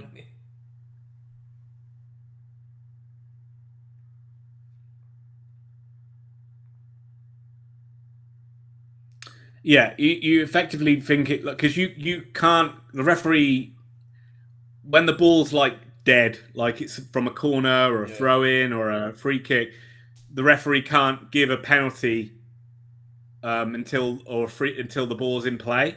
So like players can just fucking grapple each other and hold each other, and basically the referee will probably just bring them over and basically just say like a school teacher, "Don't do that, don't do it, don't do it," and then as soon as they let go, they go back to doing it again. To be fair, when I'm in public, my wife does the same thing. That's true. That's true. Just keeping us in line. That's what we live for. making sure, my, for the 10th time of the day, making sure my fly's done up. It's probably not. I touch my fly like 90 times a day because and you'll know this from our cruise ship days. I went out on stage my first time as a cruise director, and my fly was down in it. And a kid in the front audience was like, "Why does that guy have pink underwear?" Oh my lord, man! At least it was only underwear and nothing else. Flopping around. That's black. Oh. I did not. By the way, I did not. I don't ever monetize my live streams because of what comes out of my mouth. There we go. That's probably the best way. Yeah. I watch so many live streams and they say they get demonetized within the first 2 minutes. Really? Just because they're talking shit, they're just talking crap. After I went through the rules, they get more than enough money from super chats, so they don't give a fuck. Haaland, edge of the box, and there's again, just poor ball, good defending, but chance, and he just can't get that ball across to the open man. But in all honesty, if he was aware of the guy all the way out to the right-hand side, I mean, if he could somehow have gotten that ball over, there was loads of space. Was that the blinkers Folding? were on there, weren't they? The old the blinkers were on the racehorse there, weren't they? They was only looking at the goal and trying to get down the middle. Yeah. Well, not your racehorse. Though you can't afford blinkers for that thing. Yeah, of course. It's a work in progress. just like this game. Here's Bernardo Silva probing, trying to work a bit of space. Goes back. Shitey ball out to the slows everything down. Go the other side. Grealish has got it. And can Man City pick up this second ball in the box? They can from Gundogan. He's kept it in. Finally getting little bits of pockets of space in the middle. Foden brings it all the way out of the box. Outside again, but City have still got the ball. Lovely ball inside. Is this Bernardo Silva's chance? He crosses it over. Chance on the edge of the box. City score! There we go! There's one! Oh, what a shot, too! That was an absolute laser. In this one, it is basically the first time they've really, well, actually not the first time, but the first time that they've got in and done something meaningful and the ball's come out to the edge of the box and there was Rodri there. My goodness me, what an important player Rodri is to this Man City side. An unsung hero and then some has maybe just stepped up and scored the most important goal in Man City's history.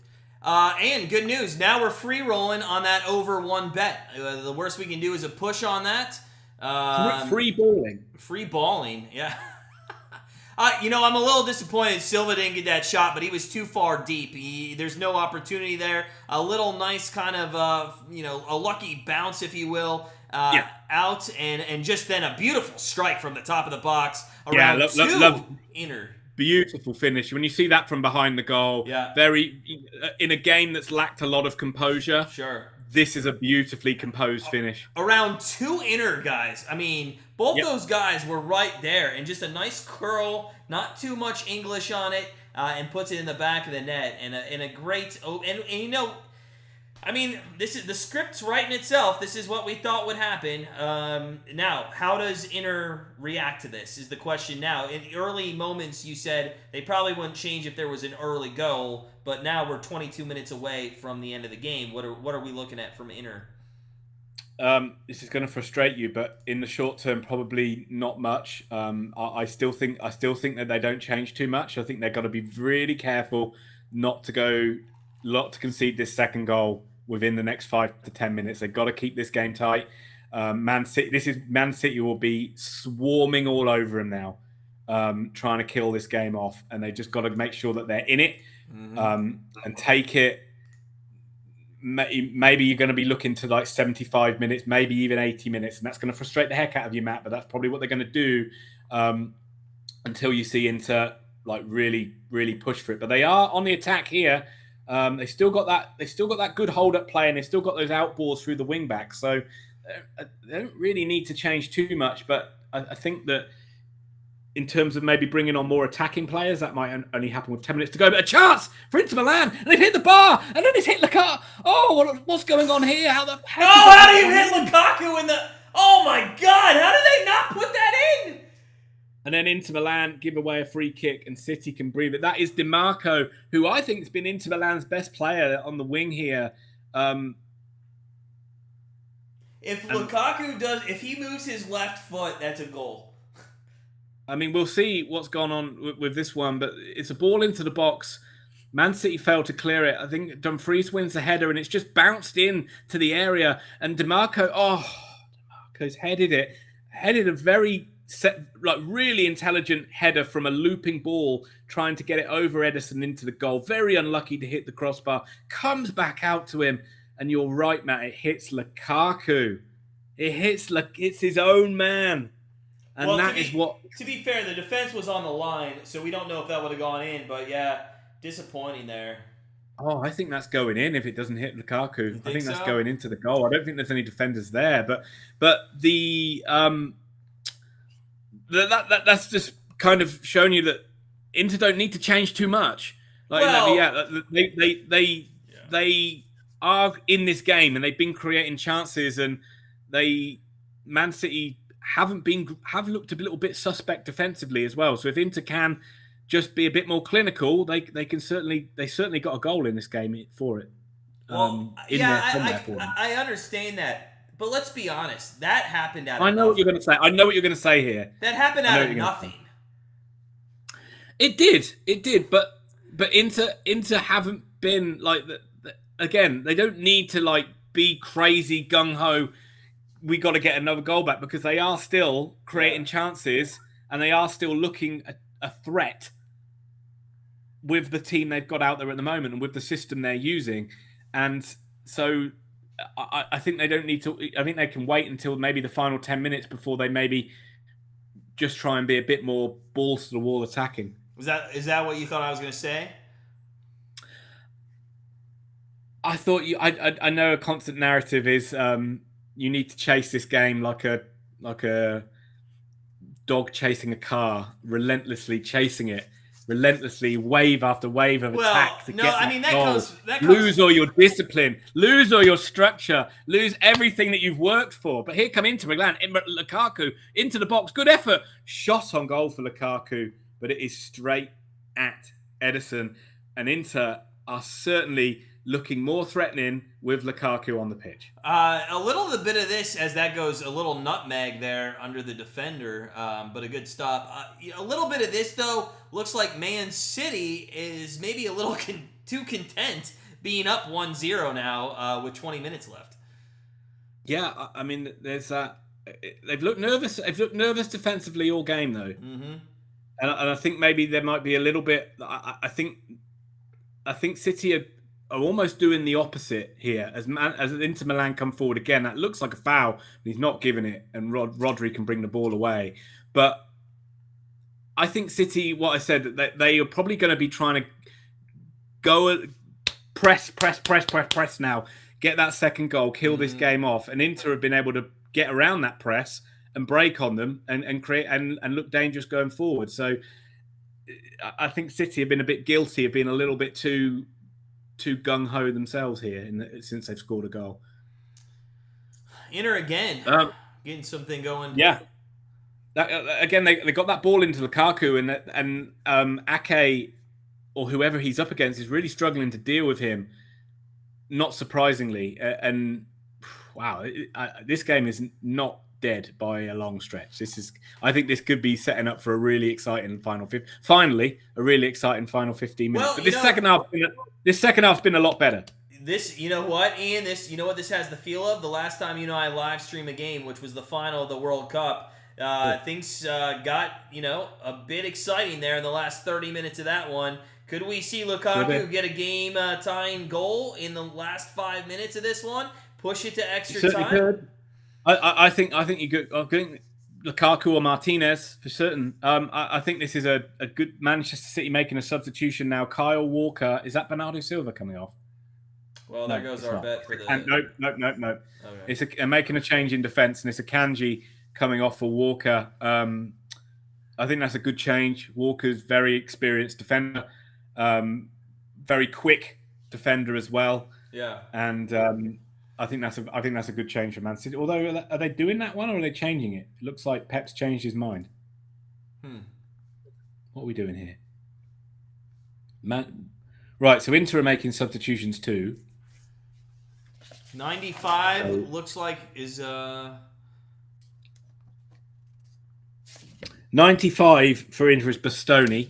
Yeah, so that is Bastoni for Goosens. So this might be a change of. This might be the change of system, actually, and that is Dumfries. Is that Dumfries as well? It's Denzel Dumfries coming off, I think, for Bellanova.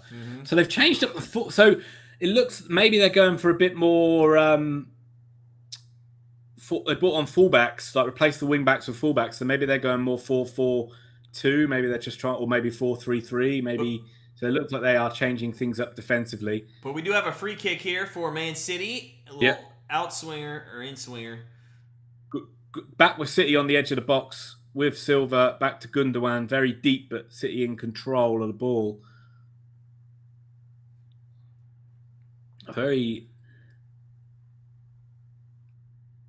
It's coming inside now. Rodri.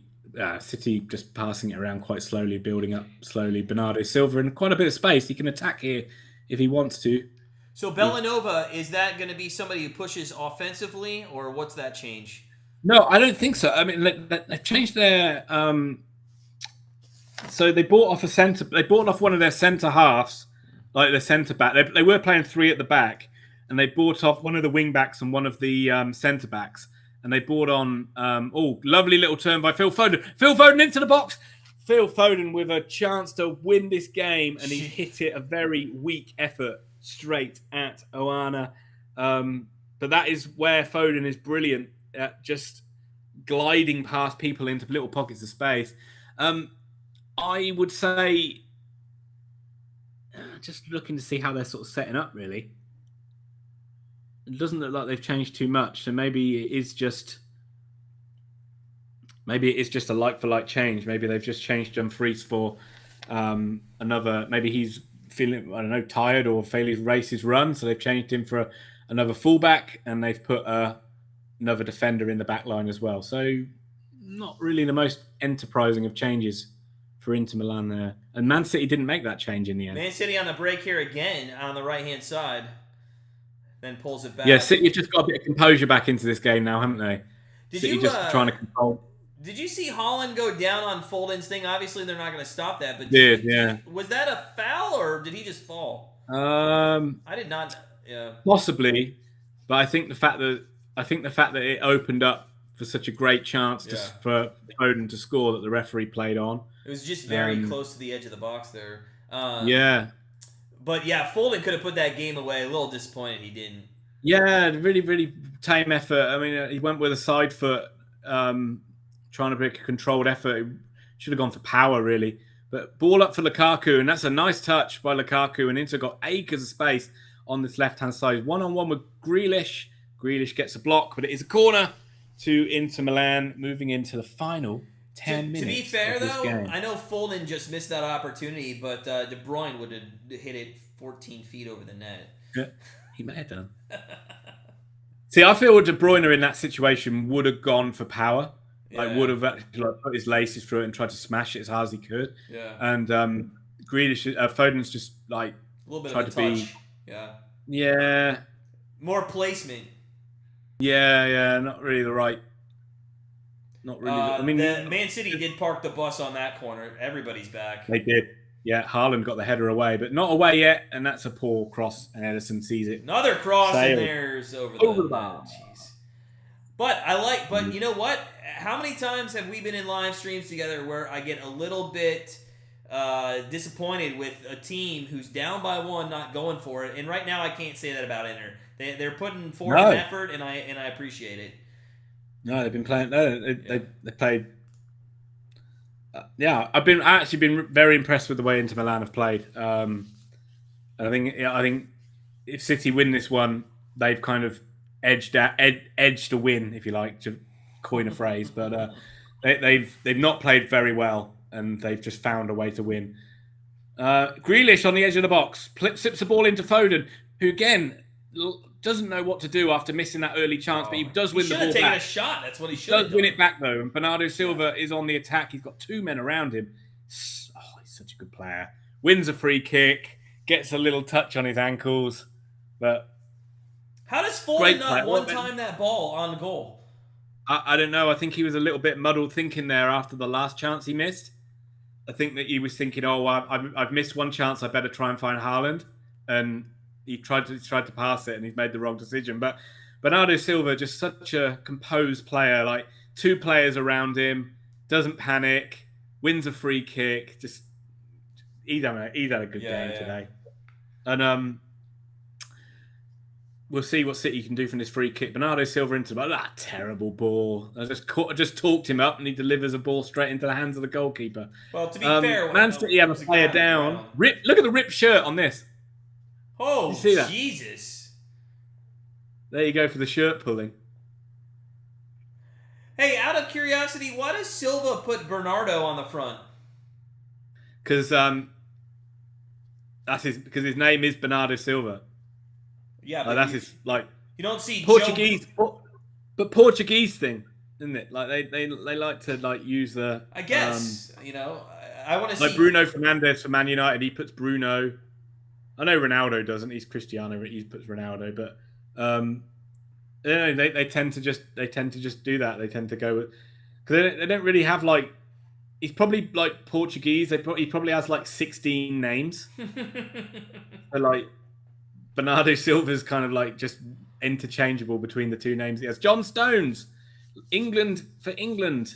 John Stones coming off for Kyle Walker. So that's an extra defensive player, although Kyle Walker, John Stones was kind of playing in defence. So that's a sort of extra. City kind of look like they're going a bit more defensively with that, with Kyle Walker coming on. He's definitely going to add a bit of pace to that back line. Yeah. But I would say that's more of an intention of City trying to hold on to the 1-0 rather than going for a second. Well, we're about, I don't think there's going to be much stoppage time, maybe 3 minutes. We haven't had too much. Yeah, probably about right. Yeah, probably so about 10 minutes away here, I think, from final whistle.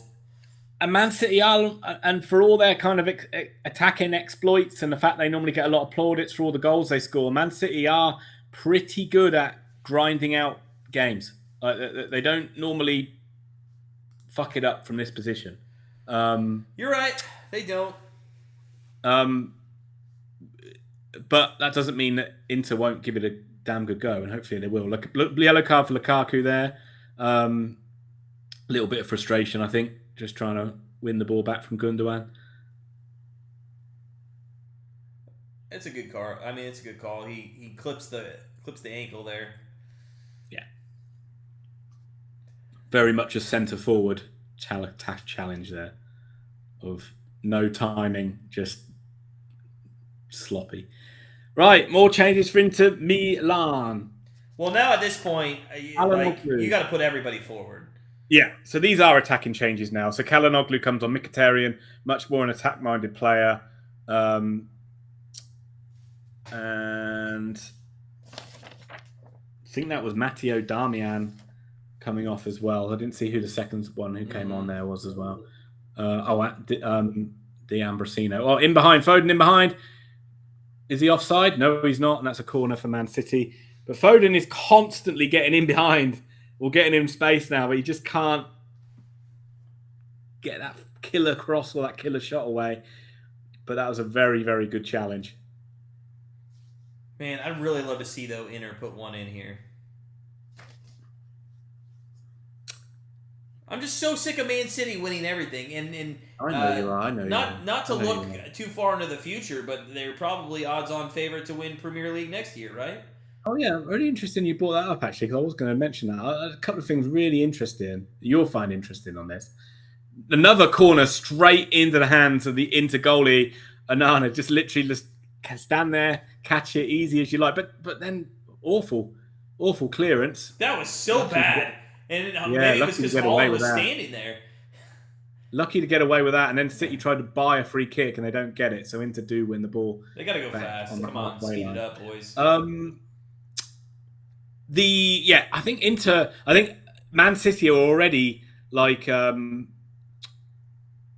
very short. Oh, Inter on the break here. Sorry, we'll stop back. Let's go. Come on. Oh, awful cross. Well, it's been that final touch that they just can't get, right? I mean, that's what's been plaguing them. Goossens has come on acres of space and didn't really have a huge lot of numbers in there, but the ball, it's gone for power on the cross and it's just overhit and gone right the way through. But yeah, I mean, that's Inter definitely still look a a threat on the break, and this, or not even on the break, but they just seem to be able to get in between the lines quite easily against this, which is quite surprising because City don't normally allow that to happen, but Inter have been able to do it. Maybe they are like Brentford. Who knows? But I think like 1-2 on. I'm not sure what that is in your money, but really heavy favourites to win it next year as well. Man City, Inter Milan at the start of this tournament, 100-1. Wow. 100-1. You probably would have had a pretty good cash out opportunity if you would have taken that too. As much as we talked about the easy route that they had through, as Man City do come forward now, Grealish probably will try and win a free kick here if he can. No, he doesn't win a throw-in. Goes to Inter. But they were put in a group with Bayern Munich and Barcelona. And I think a lot of people probably will, well, not a lot, but that would have automatically means that they're it's a difficult group that they might not get out of. Yeah. And they did. And so that's probably why they were as high as 100-1. And I think also there is a little bit, I do think there's a little bit of a, what's the word? Snobbery around the Premier League sides. And maybe the Italian sides are not really, are almost like kind of, what's the word I'm looking for here? They underestimated the Italian sides a little bit. Sure. And, but I think the Italian league's actually been pretty good this year. Napoli have run away with it, but I think the Italian league, those sides are actually, next season's competition, I think you might see, they might be the second strongest sides in there again, other than the Premier League sides. I think you might see the Italian teams competing better than the likes of... Yeah, but then I was disappointed with Napoli in Champions League play. They to me, I don't understand what happened there. Ball into the box, man free, right at the back of the box. Winter will keep this chance alive. Chance for a ball into the box again. Man round the back, wins the header. Lukaku! And it goes wide. I cannot believe that stayed out of the net. I cannot believe that stayed out of the net. What a chance. What a chance by Lukaku. How has he missed it? He missed... all these shots are right at the goalie. We'll talk about it in a second because it reminded me of something else. But Inter have got a corner and they can still keep the pressure on. They do win the first header, but that is going to loop behind, and Man City can breathe a huge sigh of relief on that one. Let's have a look at that again. Goossens wins the header at the back post. Lukaku, he's 6 yards out, middle of the goal. Just fucking put it in the net. What are you doing? He just headed it straight down, and the goalie's right there, and Ederson doesn't know anything about it. He's just pushed the ball away, and luckily the ball's bounced behind.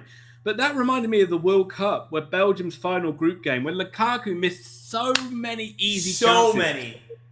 So many. To put them through. And can I just say, though, this was a clean sheet by Man City's goaltender, and I don't even think he's used his hands.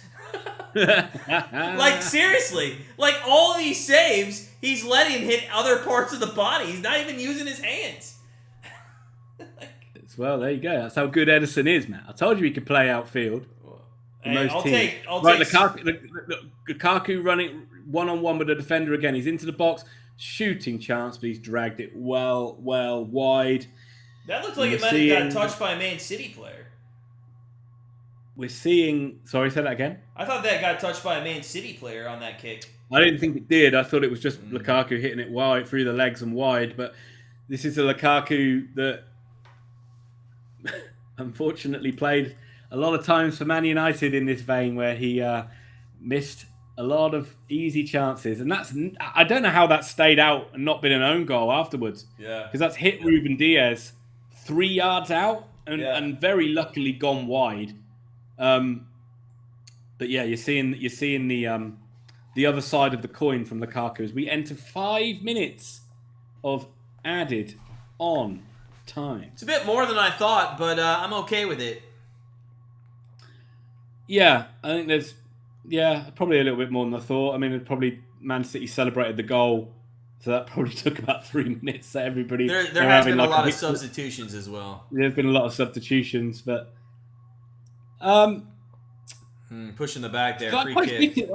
If Rodri gets the winner in this one, quite fitting. I mean, he's been such an important player, and I talked about how he's almost like the jack of all trades, really, Yeah. and he just does so many different jobs for this team. Like, he comes and plays centre back when they need him, holds the midfield, goes and links up the play, and then gets on the end of things and scores goals at the other end. I mean, he's just very much kind of an unsung hero, but very much an integral part of this side. I'd like to see one more chance by Inter. Just one more good, decent chance here with about 3 minutes and 30 seconds left. A little dodgy there. Oh, is that going to be a foul on Haaland?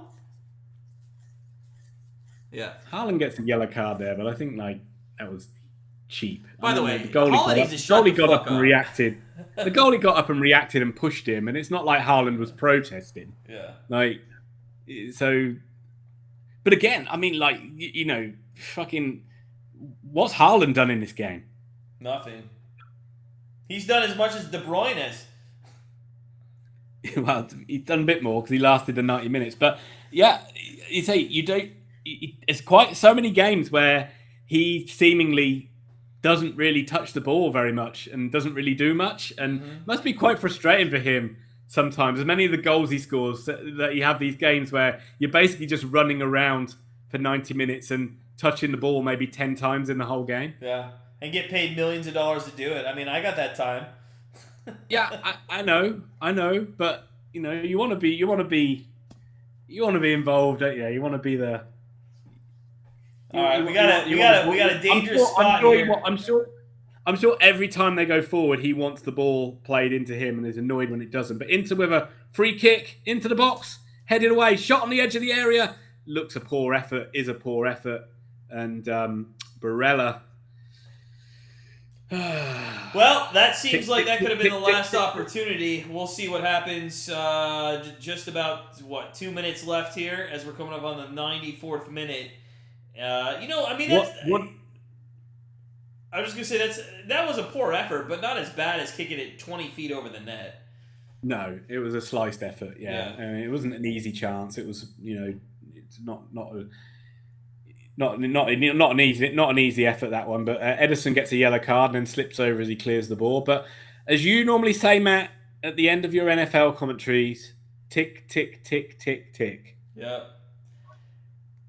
And I think we'll see. I don't know what that means, but I think we'll see the Inter goalie if they can get forward, maybe come up, maybe one corner. You might bring the goalie up.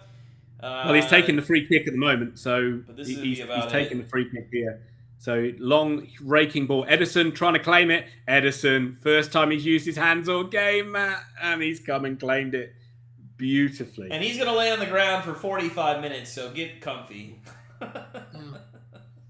That is exactly what you want your goalkeeper, not the falling on the ground bit, but that is exactly what you want your goalkeeper to do. I'm a little high ball disappointed. played into the box. That's a poor, the goaltender there should have just made something a little bit shorter and allowed the offense to kick it into the box. But the likelihood was it was always just going to be a high raking ball into the box. Yeah. Pep urging his players forward, and you just want your goalie to just come, catch it, and you can just relax then, knowing that. Well, I can't believe that was a pretty risky there. Although I love it. I love going forward with the goalie all the way to midfield with two Man City players right behind you. I'd like to see one more chance, but it looks like Man City's on the edge of winning the treble. There's a header into the box. Inter still got the ball, though. Inter still got the ball on the edge of the box, so it's still not over yet. And they've still got one more opportunity to get a ball in here. Inter are going to get one final corner at the end of this one. If you had a corner bet, hopefully that one did tip you over, anybody out there.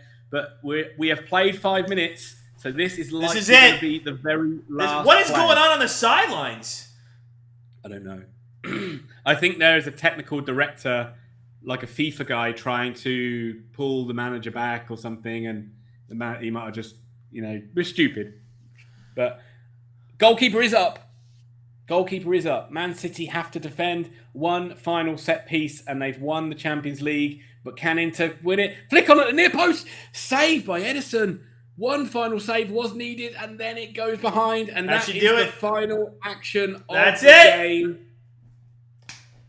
Man City. Go on, Matt. Sorry, you do it, buddy. You do it. No, I'm saying Man City just wins the treble. Go ahead. Thoughts? I mean, Jesus, I can't. It's disappointing. I'm a little disappointed that they continue to just win everything. Man City win the treble. Man City, this is, as I said, that's all the question marks on them gone now in terms of like them being a great side. And, yes, love them or hate them. This is a fantastic team that continues to win. And they, in my opinion, are the best side in the world and deserve to win the Champions League. That said, Inter Milan pushed them all the way in this one. I thought Inter played a great game here today and are very unlucky not to have at least taken this game into extra time, and I'll probably look back on it and say that they could have won this game. Yeah, 100-1 shot, prior with Champions League in the group stage. Yeah, as you mentioned, Munich, Barca there. A lot of people wouldn't even thought that they would get through. Once they got through to the quarters, a little bit of luck with how the draw got out, and then they made it to the final. Massive underdogs. The -1 bet ends up being a push on this game, but Man City comes through. There could have quite honestly been a second goal there. Just Foden had a great opportunity there. He just couldn't get it done. I'm going to leave you on this question before we sign off, Ian. Man City's finally won this treble, right? They've won the Premier League. They continue to win the Premier League. They've won the FA Cup. Moving forward, what does Man City need to do? Is there anything left that they haven't won? No, not really. I mean, they'll play in the international tournaments now, which are very short, which are the World Club Championships. But that is not a huge game really compared to the Champions League. No, I mean the thing from now for Man City is to continue to churn them out. Continue to win, good size win it, great size defend it kind of thing, really. And so that's the next goal for Man City, is to go again next season and continue to dominate. But second goal in this game, I know you talked about City had chances to kill it off, but how Inter have not scored. How, like Martinez, Lukaku, that chance at the end, there's a flick on. We haven't even seen a replay of it. Yeah. The goalie, Inter goalie, oh no, he's all right. Flick on right at the end from a corner, which Ederson has to save, has to deal with. And Inter Milan, really, really unfortunate to have lost this game by a goal to nil. Yeah. And the annoying thing for them is they might not be in a Champions League final again for another 10 years. That's the thing. It's going to be, as much as people will give them the plaudits. Well, people will. Sorry, say that again. You're saying Man City might not be in for another 10 years, or Inter Milan? Milan may not be in. I mean, for all the plaudits of saying that they played well and they pushed Man City all the way, this is a missed opportunity for them, and these players will have a lot of regret of this game at the end of their careers, because they in my opinion, I think they should have won this game. I would agree with you. The chances were there, and I'm gonna kick it right back to you with another question. If I'm in Italy tomorrow, if I'm in Milan and I'm grabbing the newspaper, is the headline, "Why the fuck did we not start Lukaku from the start"? Possibly. It depends on what side of Milan you're on. If you're on the AC Milan side, it will probably be a lot of laughing and pointing. But the Inter Milan side, there'll be some question marks about that. There'll be some, but I think that initially, I would be surprised if they're hard on their team. There'll probably be a lot of we played a really good game. I would say that if you're an Inter Milan fan, it's difficult to be really hard on this team. Look, they've come and played a really good game, and they've just come up short.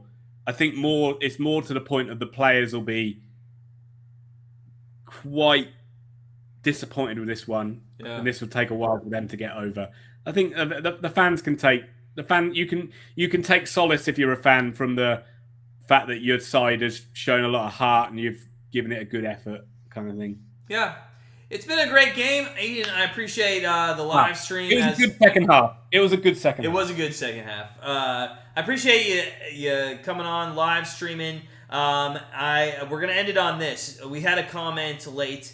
Enzo did not speak English, but he gave me some words to live by, apparently. It was Termino el partido, which I just translated, which means the game has ended.